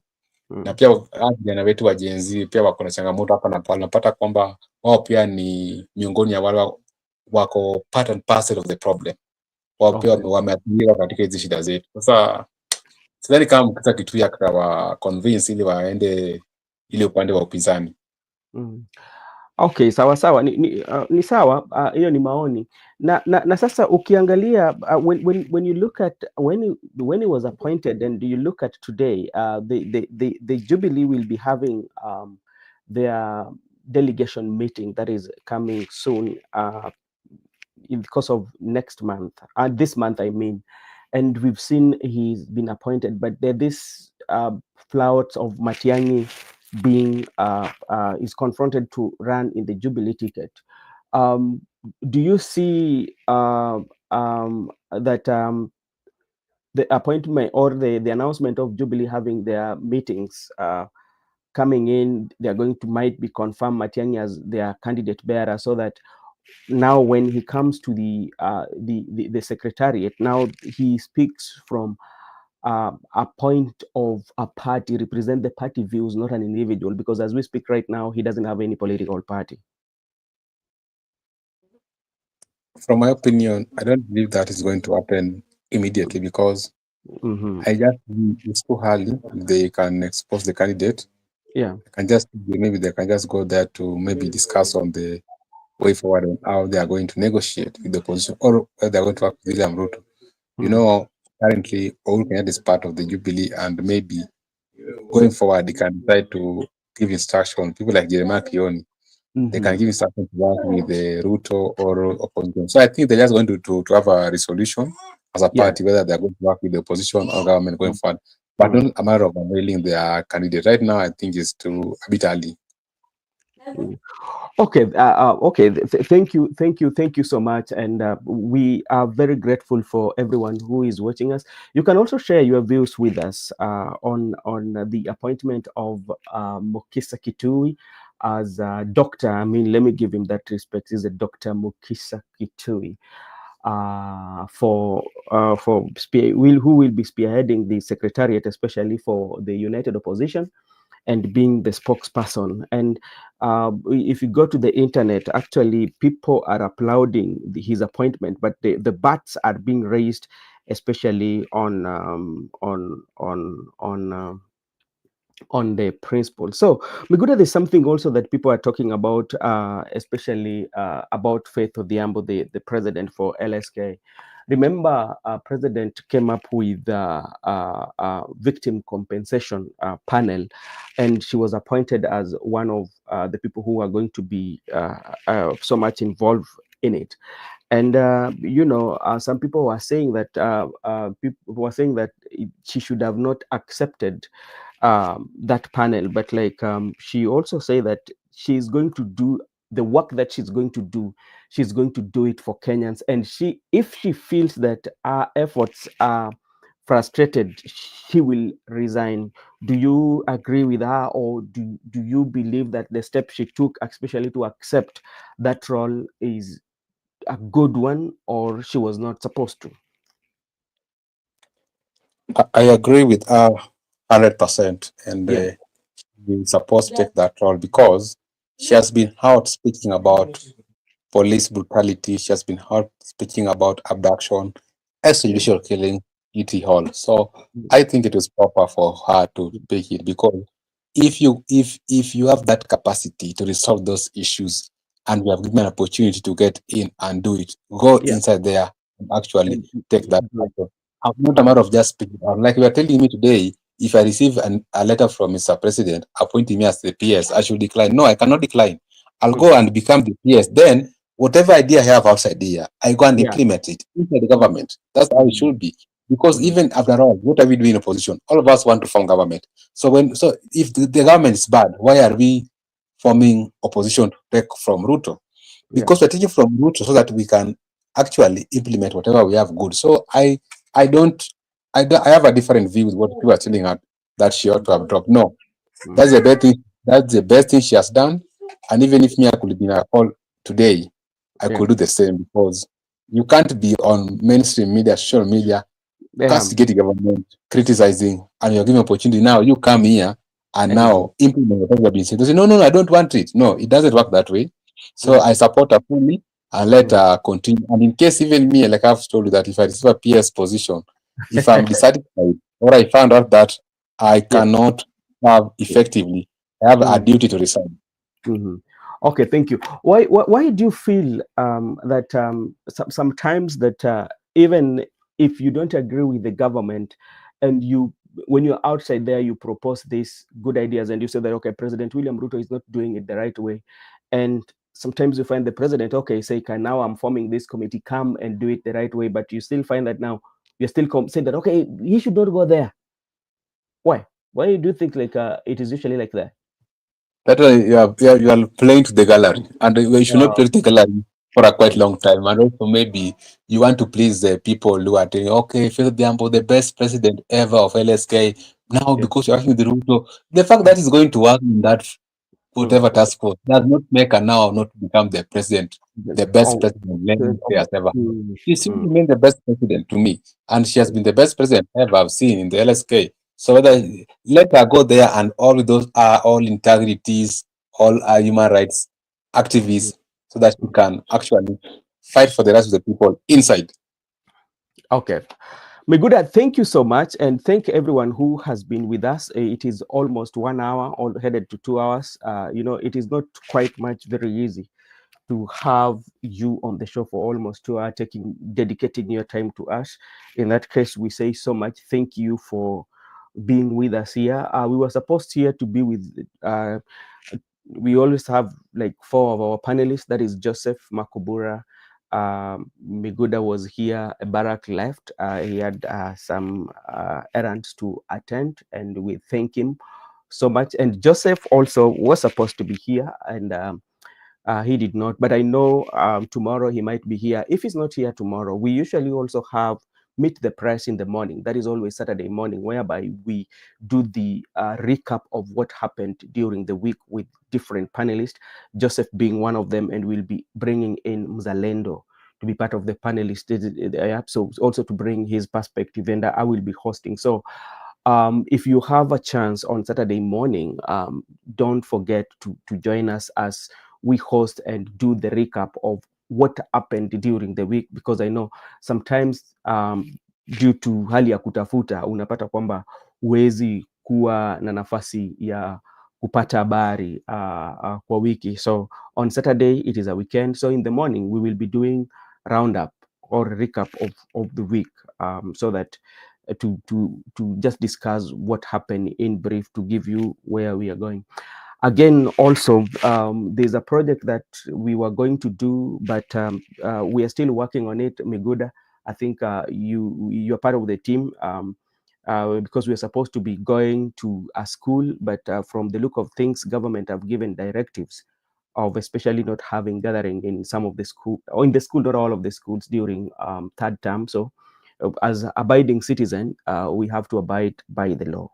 So we are still finding ways in which we can do that project, because we have all the materials on how we will deliver them without interfering with the directives of the government.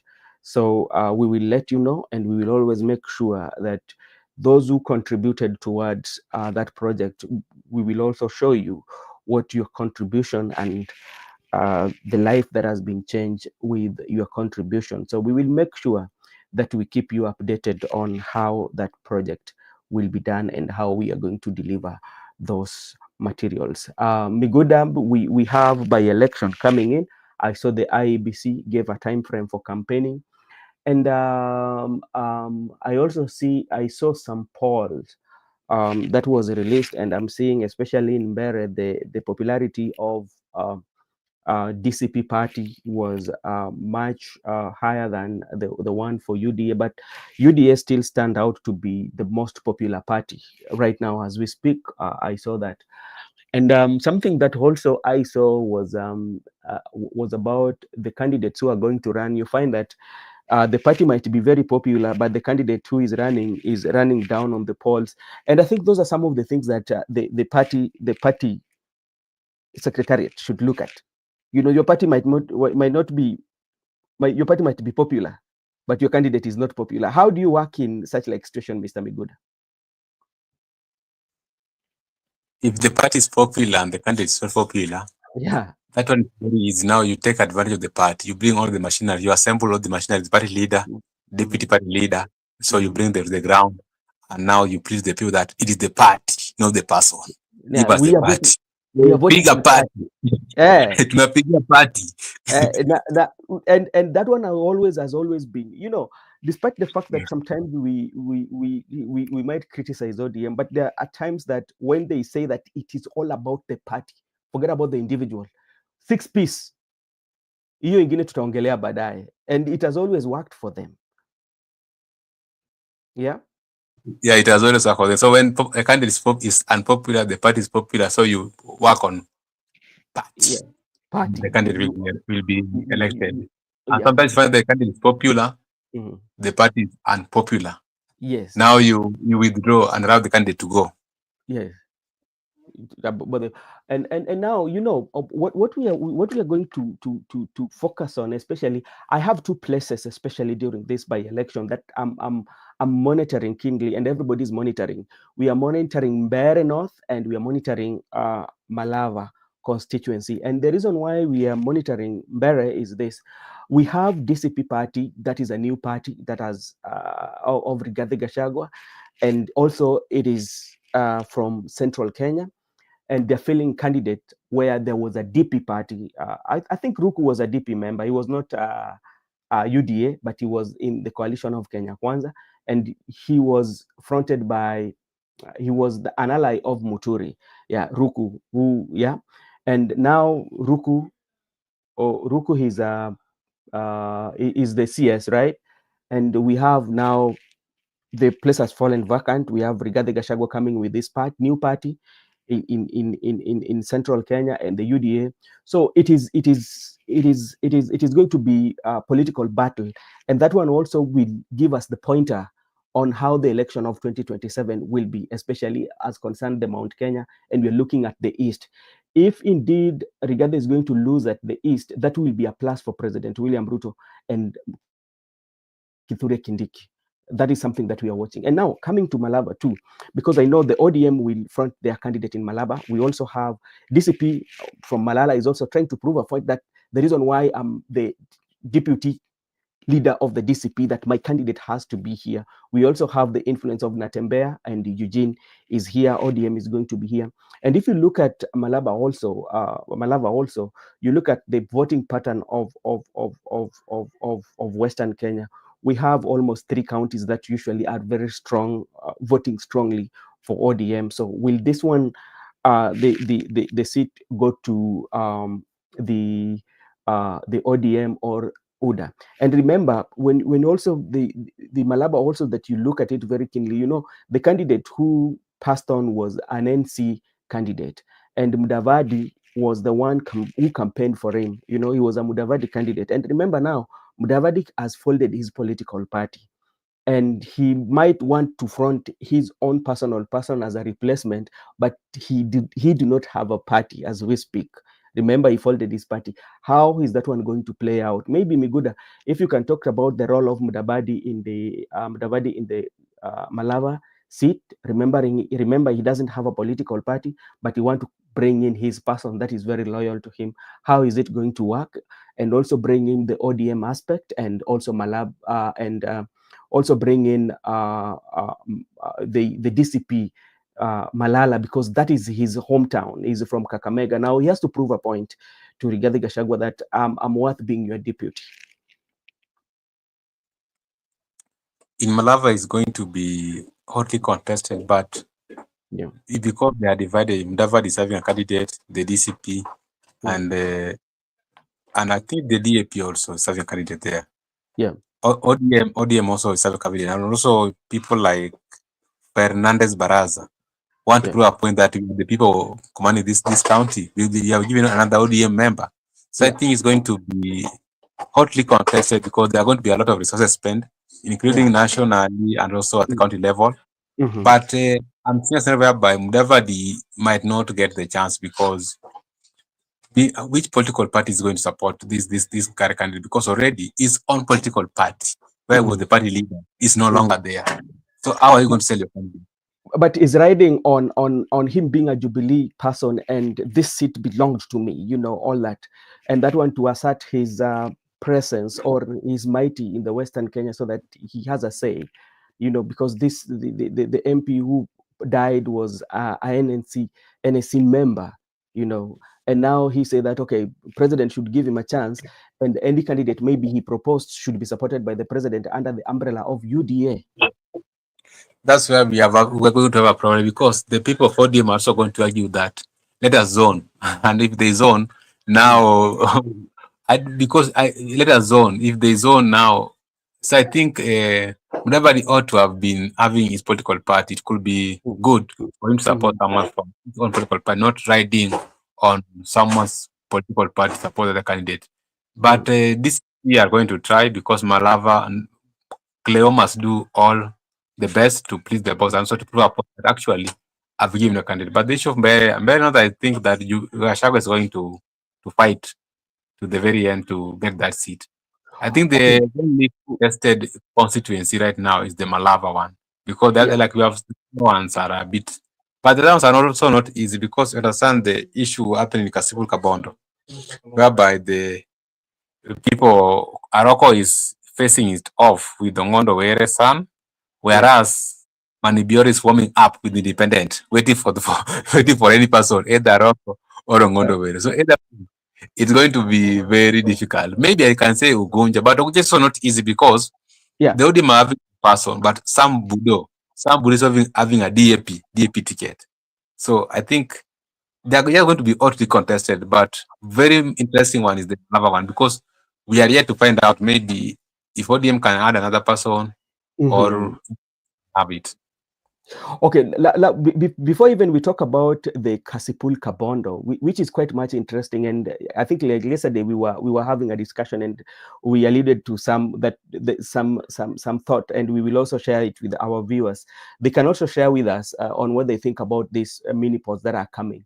You know, when you look at even Cleophas Malala, remember the day that they were burying Adanji, and Adanji comes from that area. What happened? The mic switch off, and later when he left, what he did was to play loud music while the funeral services were still going on, and people saw it as a disrespectful to the people of that community, even to the family. Can this one also give some negative energy to their candidate if it happened that they fail in a candidate? That not can work out, because you understand politics, anything is possible, and people can argue that, okay, because you came with your mic, respected you speak, but why did you disrupt us? That alone can make you to lose some voters. That you are a disrespectful leader. How can you play loud music where people are mourning? So I think that one will play a major role, and it will be one of the propaganda which will be used against the DCP, that these people who are interfering with the victims of the disease, and you want to give them opportunity. This is how they interfere with people. They haven't shown you disrespect in your constituency. So I think that's one of the propaganda people are going to use in that by-election. But it's very interesting one, because of the many political parties contesting, many big political parties in the country. Okay, thank you so much. And if you're watching us for the very first time, this is Brother Benson Media. You can always subscribe and support us, so that when we are having discussion of politics too, you can play a part by just sharing your view on the comment section, so that you can also assist us with this. Naked Truth TV, watching from Kawangware, Nairobi. Ebu tuambie Kawangware iko aje. Asante sana Naked Truth. You can also be part of our family by just subscribing to our channel, and we will really appreciate. Miguda, let's stick to Kakamega. You know, the other day they had, I think it was election of officials of Kakamega. In ODM ticket, whereby Baraza was declared the chair of that county. Yet there was a protest that took place. There were two factions, and even as we speak today, I think there was one that is led by Nabulindo, or who, and they say that it was not done properly, and they're protesting that.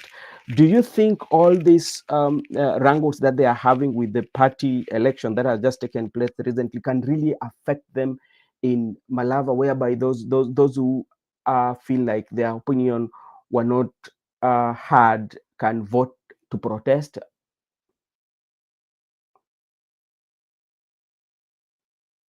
Hello, Miguda. Maybe I've not heard you. I lost you somewhere. Okay, thank you so much. Let me just come up. You know, there was this wrangle when they were electing the chairmanship of ODM, especially in Kakamega the other day, and there were fracas that took place, and there are two camps. Both of them are claiming victory.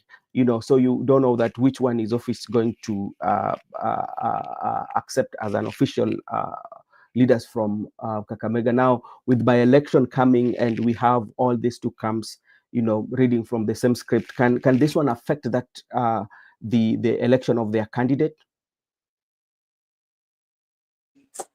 It could only affect the election of the candidate when it was coming to the primaries or nomination, because you understand the role of the delegates. If you have a popular delegate supporting you, you are likely going to be the given ticket. That's why most of the people were fighting that the delegates election, whereby the party officials in their respective constituencies in the counties ought to be the people who are well known to them, because they understand the benefits of having people who are well known. Because sometimes party can decide that we want to do these primaries, and these primaries must be done on the basis of party delegates. That's when you will know the importance of having delegates who are well known to you.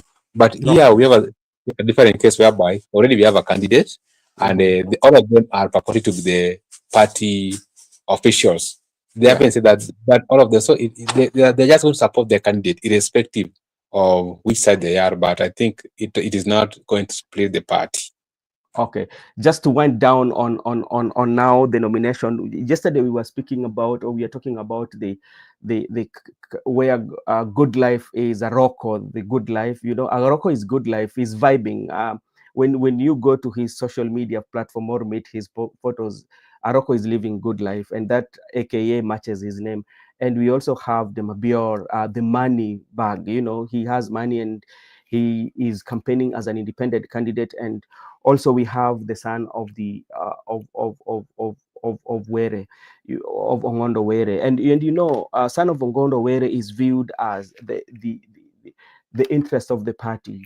Remember when his father was being buried, especially majority of leaders really advocated for him to be brought in parliament, whereby some members of parliament even say that the only thing that if you bring him to parliament, then I will marry him. Remember, there was this beautiful lady who came out and spoke during the burial, and you know, and the majority of people are looking at it also in this angle that Ongondo Were was the friend to Governor Wanga, and Governor Wanga is the chair of ODM, so which means he has upper hand. And Aroko is confronting this. And also people have also said to Aroko, why do you have to go there to create chaos? You know very well that the favorite of the party is the son of Ongondo Were. Why should you do that? You should just either go independent or support the guy. So what are the scenarios that you are seeing happening, especially in the event of the party give ticket to Ongondo Were's son and Aroko is defeated? What do you see? What are the scenarios that you are seeing happening? Okay, even me personally, I could advise Aroko Good Life not to contest with ODM, because it's obvious that they are going to give it to the son of the late Ongondo Were. Because even Raila said that Ongondo, the king is dead, long live the king. And also Wanga said that she's gonna try so hard to give that kid the certificate. So I believe that Aroko so insisted that he has been a member of the ODM party. Now he must square it out with the young man. But in the likely event that Aroko is not going to be given ticket, I think Manny Bior will have a field day, because Manny Bior has already established himself as someone who is on independent from the day one. And it's good also. I don't know how it's going to work out. Maybe if Aroko could support Manny Bior. But Manny Bior is coming with a different synergy compared to Aroko. You know, Aroko had already competed with Ongondo Were previously, and Aroko began to campaign as early as 2022 elections were done. So it's someone who has been on the field, people are known to him, but Manny Bior is coming as a new person, different ideologies. He's not even attacking anybody, not the party, not the opponents. He just considers the people of Kasipul. He's issuing things like umbrellas, football, the lassos, and also is even saying that he's not going to get the salary that one will be for the people. Currently, he's working on a road. Imagine it's not an MP, but he's working on a road. So I think he's someone who is coming with a different ideology, and also the way he have, it is not, he is not being called Manibior because of the sake of the names. He got money, and he said that when he went to Nairobi, he got a lot of money, and people named him Money. So he's Money. Aroko Good Life also. Our good friend Aroko Good Life is also having money. So then another thing which is advantageous to Money Bior, remember, is the son to the late care of Luo, Meshach Riagogalo. Care of Luo, Meshach Riagogalo.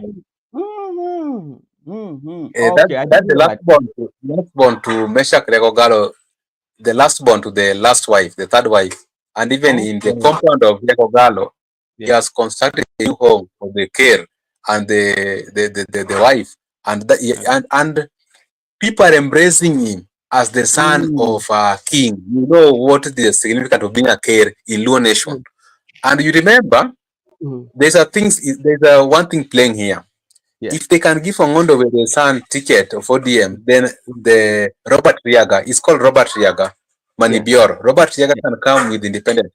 The people of Kasipul will have a sympathy to the two people, because they're the people who felt that Riaga was buried when they were having no good terms with Raila. Remember, even Raila never attended the funeral. So, and the issue of South Nyanza, Onyango, Karabala, Rachwonyo. So they can say, okay, let us also die with our son. Let us sympathize with the only one for the care son. So let us give care the last salute, as other people are saying. Also, let us give Ongondo last salute. So it's going to be a very competitive. Leave alone this issue of nomination of Aroko and Ongondo. Now let us come to the real election date, whereby not nomination, whereby they are going to square it out with money beyond says Ongondo Were. Now you'll see people like Odoyo Wade will come out that we must protect the dignity of our people. The fact that is coming as a son of the late Care, and the late Care was having political difference with Taylor before he demise, is going to play a very critical role in that by-election. Okay, and I don't know whether when you look at Kasipul, actually Kasipul has a history of political violence. You saw the photos during the mourning period of the late Ongondo Were. There are so many, but generally, when you look at the Homa Bay politics, it has always been that politics with full of violence. And do you see the violence also being used in this upcoming mini polls? Are we going to witness that violence, or we might not? This one is quite different from the ones we have seen before, because all of them are trying to preach peace. And remember, the lawmaker who died was shot dead, unlike other by-elections. So they cannot bring violence, because the result of violence has made one of them to go 6 feet down. Now, if you follow them keenly, people like Arok Good Life saying peace, peace, peace, peace. And the good thing with the Kasipul by-election is that no one is interested about who is vying, about the candidates. They are not attacking his policies. They are very much independent in terms of finance. They are very much independent in terms of thoughts. They are very much independent in terms of spending policies. And even right now, they have narrowed it down that each and every person should go back to his ward. So the people of your ward, they are coming from different wards. So if the people of your ward can support you, you're going to be elected. So it's a very interesting, quite interesting poll to witness. There's not going to be violence. We haven't experienced any violence so far.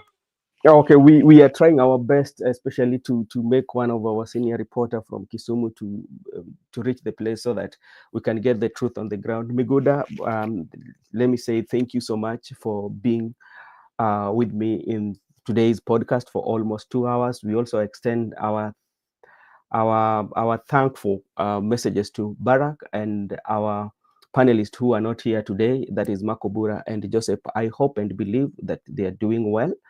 And on Saturday morning, as I said earlier, we will be having a recap of what happened during the week. That one will be me and Joseph and Mzalendo. So if you find time on that weekend in the morning, you can join our podcast. And also let me take this opportunity to thank Naked Truth TV official. We can also subscribe to your channel because I'm seeing is a TV, so that also we can see what you are doing or what you are doing to support you. Mr. Miguda, maybe your last remark to our viewers before we wind up this evening.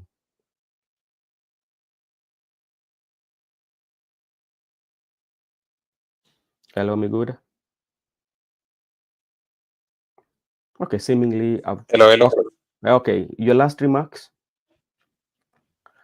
Okay, I just want to appreciate our viewers for coming to the show, and also I lost you, my brother. Barak and other people who are in the show before, and also appreciate the people who participate in the comment section. See you next time, likely tomorrow. Bye, everybody. Okay, thank you so much. And also let me take this opportunity to thank our new subscriber. Okay, if you can hear me. Okay, go ahead. Okay, I'm just saying that I appreciate our viewers to come to the show and also wish them all the best. And hopefully we'll meet here tomorrow, same time, same panelist. Okay. Bye, everybody. Okay. Thank you so much, Mr. Miguda. And also let me take this opportunity to thank our new subscribers who have joined us, and we really appreciate you so much for taking your time to be part of Brother Benson Media. And I'm seeing Makobura. Makobura, how are you doing? Good evening. I'm doing good. Yeah. Yeah, I don't know whether you're closing. Yes, we are. We are closing, or maybe you have something that you want to engage Mr. Miguda on, because you are a host. I can excuse myself. Okay. Okay. Yeah, I can see that. Okay. Thank you so much. Maybe Miguda should engage me on some few questions that you've gone through. I give my take before we close. Miguda, what do you think? Miguda, what do you think? I think I cannot manage. I cannot manage to host. I cannot manage to host right now. I've had a very two hours. I think I've had a very long time. Brother So Benson, I'm like, before you leave, yeah, maybe you can just generalize what you've talked about. I give my take maybe before you leave. Okay, thank you so much. Yeah. Okay. Thank you so much, Mr. Bakobura. We were just closing the show. We've talked about Mukhisa Kitui, Dr. Mukhisa Kitui, because he was appointed as to spearhead the Secretariat of the United Opposition. That includes His Excellency Rigathi Gachagua, Matiang'i being one of them, Excellency Kalonzo, Martha Karua, and the United Oppositions. And we were looking at his experience and how he has worked in the international community. And we said that what benefit does he bring to the United Opposition? So those are what we are talking about. Another thing that we also talked about when Barak and Mikuda were still here, we saw how the impeachment of Sakaja was negotiated, and today we saw a viral video. Sakaja was celebrating, and we are asking that even after that he celebrated, and what were he celebrating? So is that one a plus to the people that he represents? What message does he send to the county members of assembly and even the people of Nairobi? So those are some of the things that we spoke about, and we were just winding up talking about the mini polls that are coming. That is Mbere. We've talked about Kasipul, and the only one that we did not talk about was about the Ugunja one, but Miguda mentioned a few words on Ugunja. So that's what we discussed when I bring the synopsis of everything. Okay, thank you. I'll be brief so that I know Miguda wants to sleep. Also, as you're going to be brief, let me leave so you can give your thought as I leave. So that's okay. That's okay. Yes, so first, allow me to say hi to Brother Ben, of course, and to you, Migoda. I have heard that our good friend Barack was also here. Allow me to just delve into the topic and what is the topic of today. Why Gachagua and the United Opposition picked Dr. Mukhisa Kitui to lead 2027 general election. Dr. Mukhisa Kitui is someone that I've personally interacted with at a personal level. And I remember towards the general election, that is 2022, I was in his party, and I remember we'd go and meet him and have a chat with him. The party was called Party of Progressive. It was called Party of Progressive what? Forgetting. It was PGR or something like that. I was part of the youths who are actually remember he wanted to vie for presidency in the last general election. And I remember his office was along in Kileleshwa, along a place called Makueni Road. So he's a gentleman who has played his politics perfectly.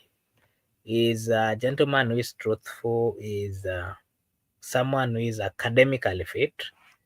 And again, he's someone who has enough, I can say, a vast experience in matters of international diplomacy, and not just that, in matters of organization. And that is why I remember at some point he has served as the Secretary General of what is it called? I'm forgetting the name, UNEP or something. So Mukisa Kitui is a politician who was at some point he also served as a minister, and so he's been in the limelight. He's been in the political limelight. He's been at the international. Yeah, he has participated and very well in matters of leadership and matters of organization, matters of governance. So I believe that the opposition going for him to spearhead or to lead the 2027 general election is a smart move. Remember, he's part of those people who assisted Raila Amolo Odinga in his quest for the presidential ticket that was in 2022. And remember, is someone who has a lot, is wealthy in terms of knowledge, and I believe that is going to assist the opposition, is going to come up with strategies that might then assist the opposition in securing the 2027 general election. That is my take on that. On Sakaja is, Honorable Sakaja, the governor of Nairobi, has gone through a lot and he's also been accused of a lot. Remember, during the demonstration, he was accused of having organized goons who terrorized people within the CBD or within the Nairobi County. It's, those are some things that he's been called out for. He's been criticized by quite a number of members of the leadership of Nairobi County, including the senator, the members of MPs, among others. And so the other day we saw the MCAs were coming up with a plan to impeach him. And then later on, of course, he was almost being impeached. And we saw a meeting that was called by Raila Amolo Odinga and the president. And that meeting somehow saved him. And of course, just like Ben said, he was celebrating. He's celebrating because he's succeeded. He has not gone through the impeachment. If you can remember very well, Nairobi is the only county that has never actually had a governor for more than one term. Even though some of them have been or have gone for one term, majority of them have had issues with the members of county assembly. If not members of county assembly, they have had issues with the top leadership or the top political class in the Republic of Kenya, because Nairobi is a county that has a lot of interest on matters of wealth and matters of its strategic position as well also influences a lot. So whoever becomes the governor of Nairobi, that is the capital city of the Republic of Kenya, has to be someone who unifies. He has to be someone who, listens to all, because with the many interests within Nairobi, it is not easy to just, run a whole county without consistent consultancy, whereby you get to hear the voice of the other people who are also having interest in the Republic of Kenya. That is the challenge. Of course, ameponea, so yeye kama mwanadamu ana haki ya kukuja na he has all that what it takes to celebrate, because it is not easy. If you ask those who are the governors who have gone through the impeachment process is one of the most stressful. It is one of the most humiliating events that any governor or any politician would never want to go through. Remember what Rigathi Gachagua went through when he was serving as the deputy president. He was even taken to the hospital, a sign that it is not easy to bear the kind of stress that it comes with. Yeah, so above all, I think that is my take on the conversation that we've had tonight. And I want to take this opportunity to appreciate Miguda and everyone who joined us, to our viewers, Austin Orage, among others who joined. Allow me to just mention their name. Elijah Changa, Brenda Obedi, Laban Misiani, among others. I want to take this opportunity to say a big thank you for finding time to join us. The Naked Truth TV official was also here. Thank you so much for finding time to join us this evening, and for also giving us your views at the comment section.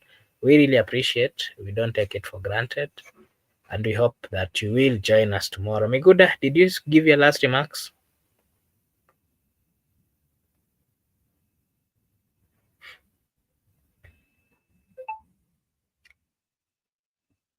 Miguda?